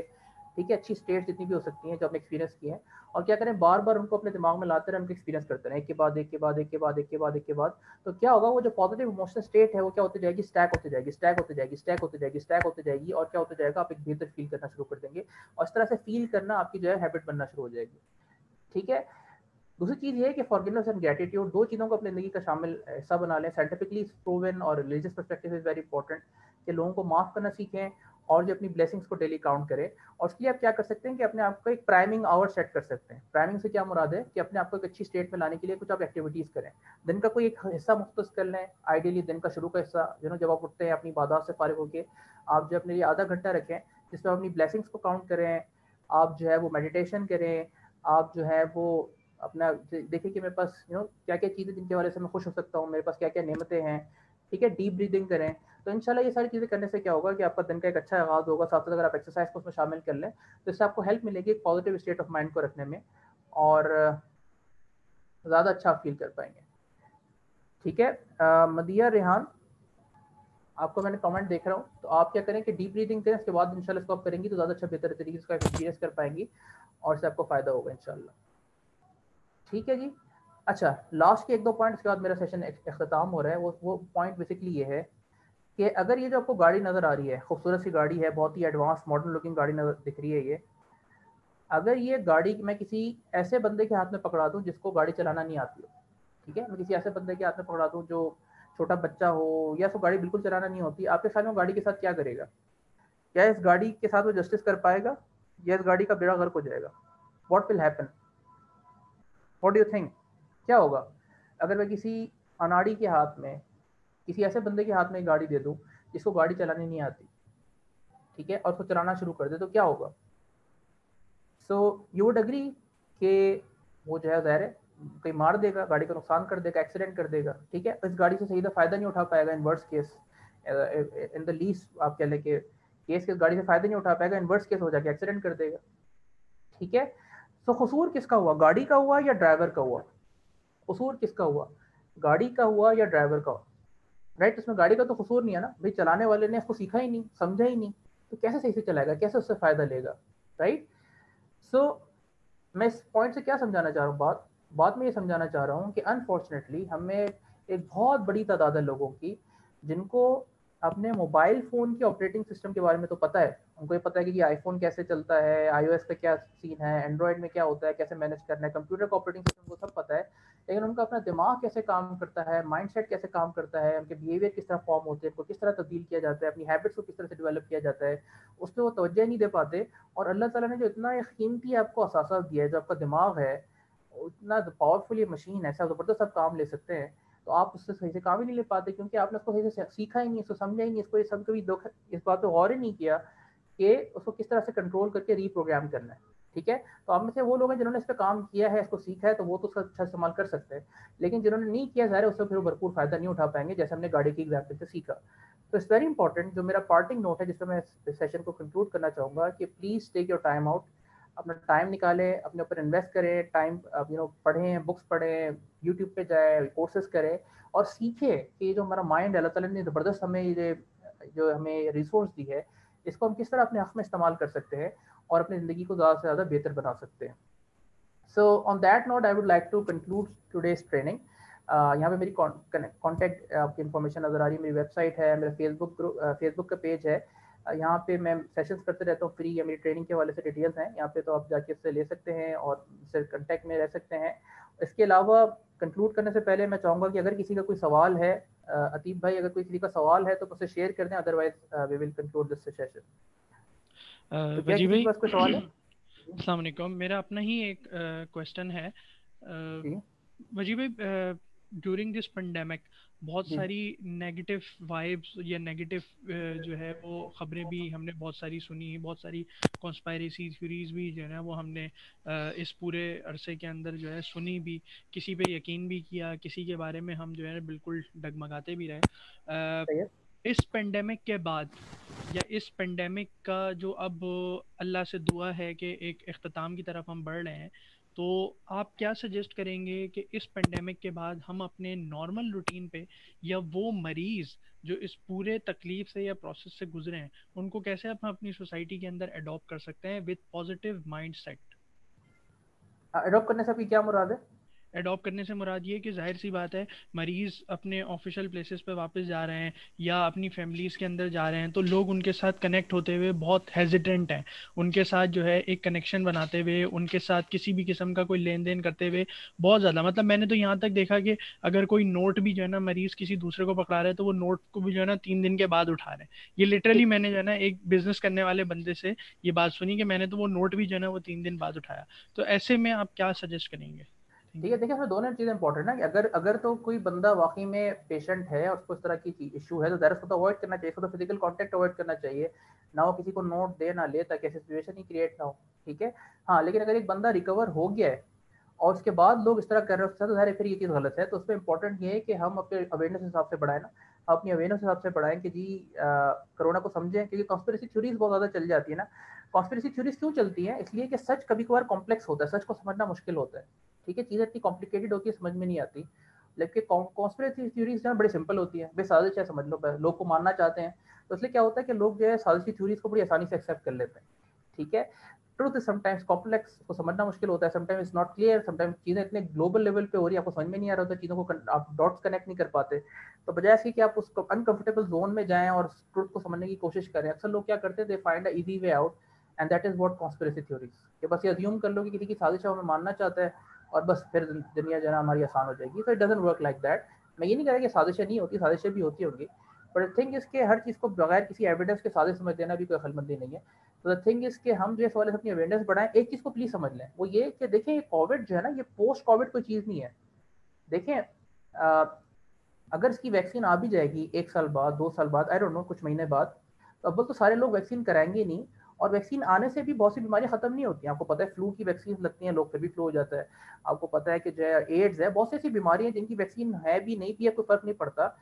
सो द थिंग इज कि हमें क्या करना पड़ेगा कि अपने आप को सीखना पड़ेगा कि हम किस तरह कोविड के साथ रह सकते हैं। जैसे हम फ्लू के साथ जिंदा रहते हैं ना, फ्लू होता है, हमें पता है जी फ्लू हो गया, ठीक है, तो ऐसा से क्या होगा with the passage of time, अभी क्योंकि लोगों को एक अनसर्टन एक चीज़ है, नई चीज़ है, सो थोड़ा सा ऐसे लोग हेजिटेट कर रहे हैं, लेकिन with the passage of time होगा ये कि लोग इसको एक ऐसे बीमारी के तौर पे एक्सेप्ट कर लेंगे। ठीक है, जैसे फ्लू होता है, कोई और बीमारी होती है जो होती है सही हो जाती है, इधर ये भी बीमारी है। हाँ, जिस तरह ये होता है कि फ्लू में बहुत से लोग मर जाते हैं, जैसे अमेरिका में 60-65 हज़ार लोग हर साल जो है फ्लू से भी मर जाते हैं, तो अभी भी लोग तो मरेंगे, लेकिन ये इतनी सीरियस नहीं रहेगी, लोगों में इतना डर नहीं रहेगा। वक्त के साथ साथ आहिस्ता आहिस्ता आहिस्ता आहिस्ता क्या होगा, इसका डर जो है वो खत्म हो जाएगा। तो अपनी अवेयरनेस इस हिसाब से बढ़ा है, मैं ये कहूँगा।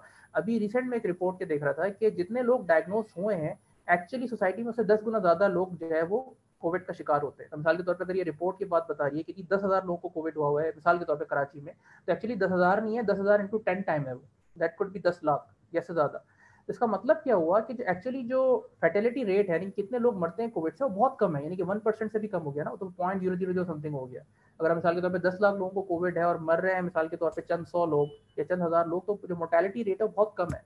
तो वक्त के साथ साथ जब लोगों को चीज़ की रियलाइजेशन होगी, तो और वक्त के साथ तो क्या होगा, थोड़े से कंफर्टेबल हो जाएंगे और इंशाल्लाह इस हिसाब से फिर इशूज़ नहीं होंगे।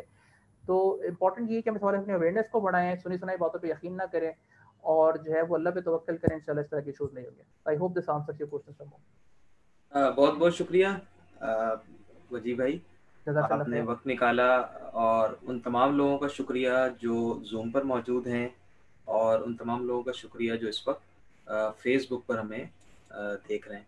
अच्छा, आखिर में बस एक छोटी सी बात मैं कहूँगा और उसके बाद हम रुखसत हो जाएंगे, क्योंकि आज हमारा वक्त हो गया है और काफ़ी ज़्यादा हो गया। जी जी। अच्छा, आखिर में मैं ये कहूँगा कि जो शैतान का जो हथियार है वो 2 हथियार है, एक खौफ है और दूसरा गम है।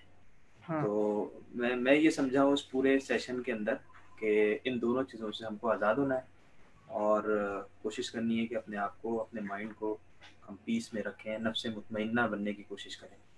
और बाकी ये है कि ये अतीब साहब ने यहाँ पर एक लिंक शेयर किया है, आप तमाम लोगों से गुजारिश है कि फीडबैक अपना ज़रूर दें। ये सेशन हम करते रहते हैं, और भी इसके अलावा बहुत सारे सेशन इस महीने जो हम करते रहेंगे, बल्कि वजी भाई का एक और सेशन है 9 तारीख को, ऐसे ही है वजी भाई, 9 जुलाई को है, और इंशाल्लाह वो NLP भी करें, वो आपकी टीम के साथ होगा इंशाल्लाह। जी वो जी वो, लेकिन हम उसको इंशाल्लाह लाइव भी करेंगे, तो जो लोग फेसबुक देख रहे हैं वो इंशाल्लाह उससे मुस्तफीद हो सकेंगे। तो जो लोग जिन लोगों ने लिंक पर क्लिक करके फीडबैक दे दिया, वो यहाँ कमेंट सेक्शन पे डन लिख दें, और जो लोग फेसबुक पर हमें देख रहे हैं, मैंने वहाँ पर भी लिंक शेयर किया है, तो लोग लिंक पर क्लिक करके फीडबैक जरूर दे सकते हैं। बहुत बहुत शुक्रिया वजी भाई, तमाम पार्टिसिपेंट का शुक्रिया।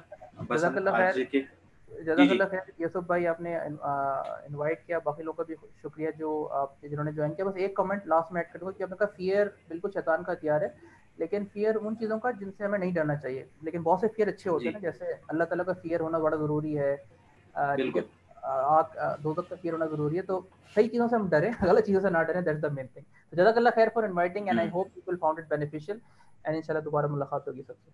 बहुत शुक्रिया, अल्लाह हाफिज़। अल्लाह हाफिज़।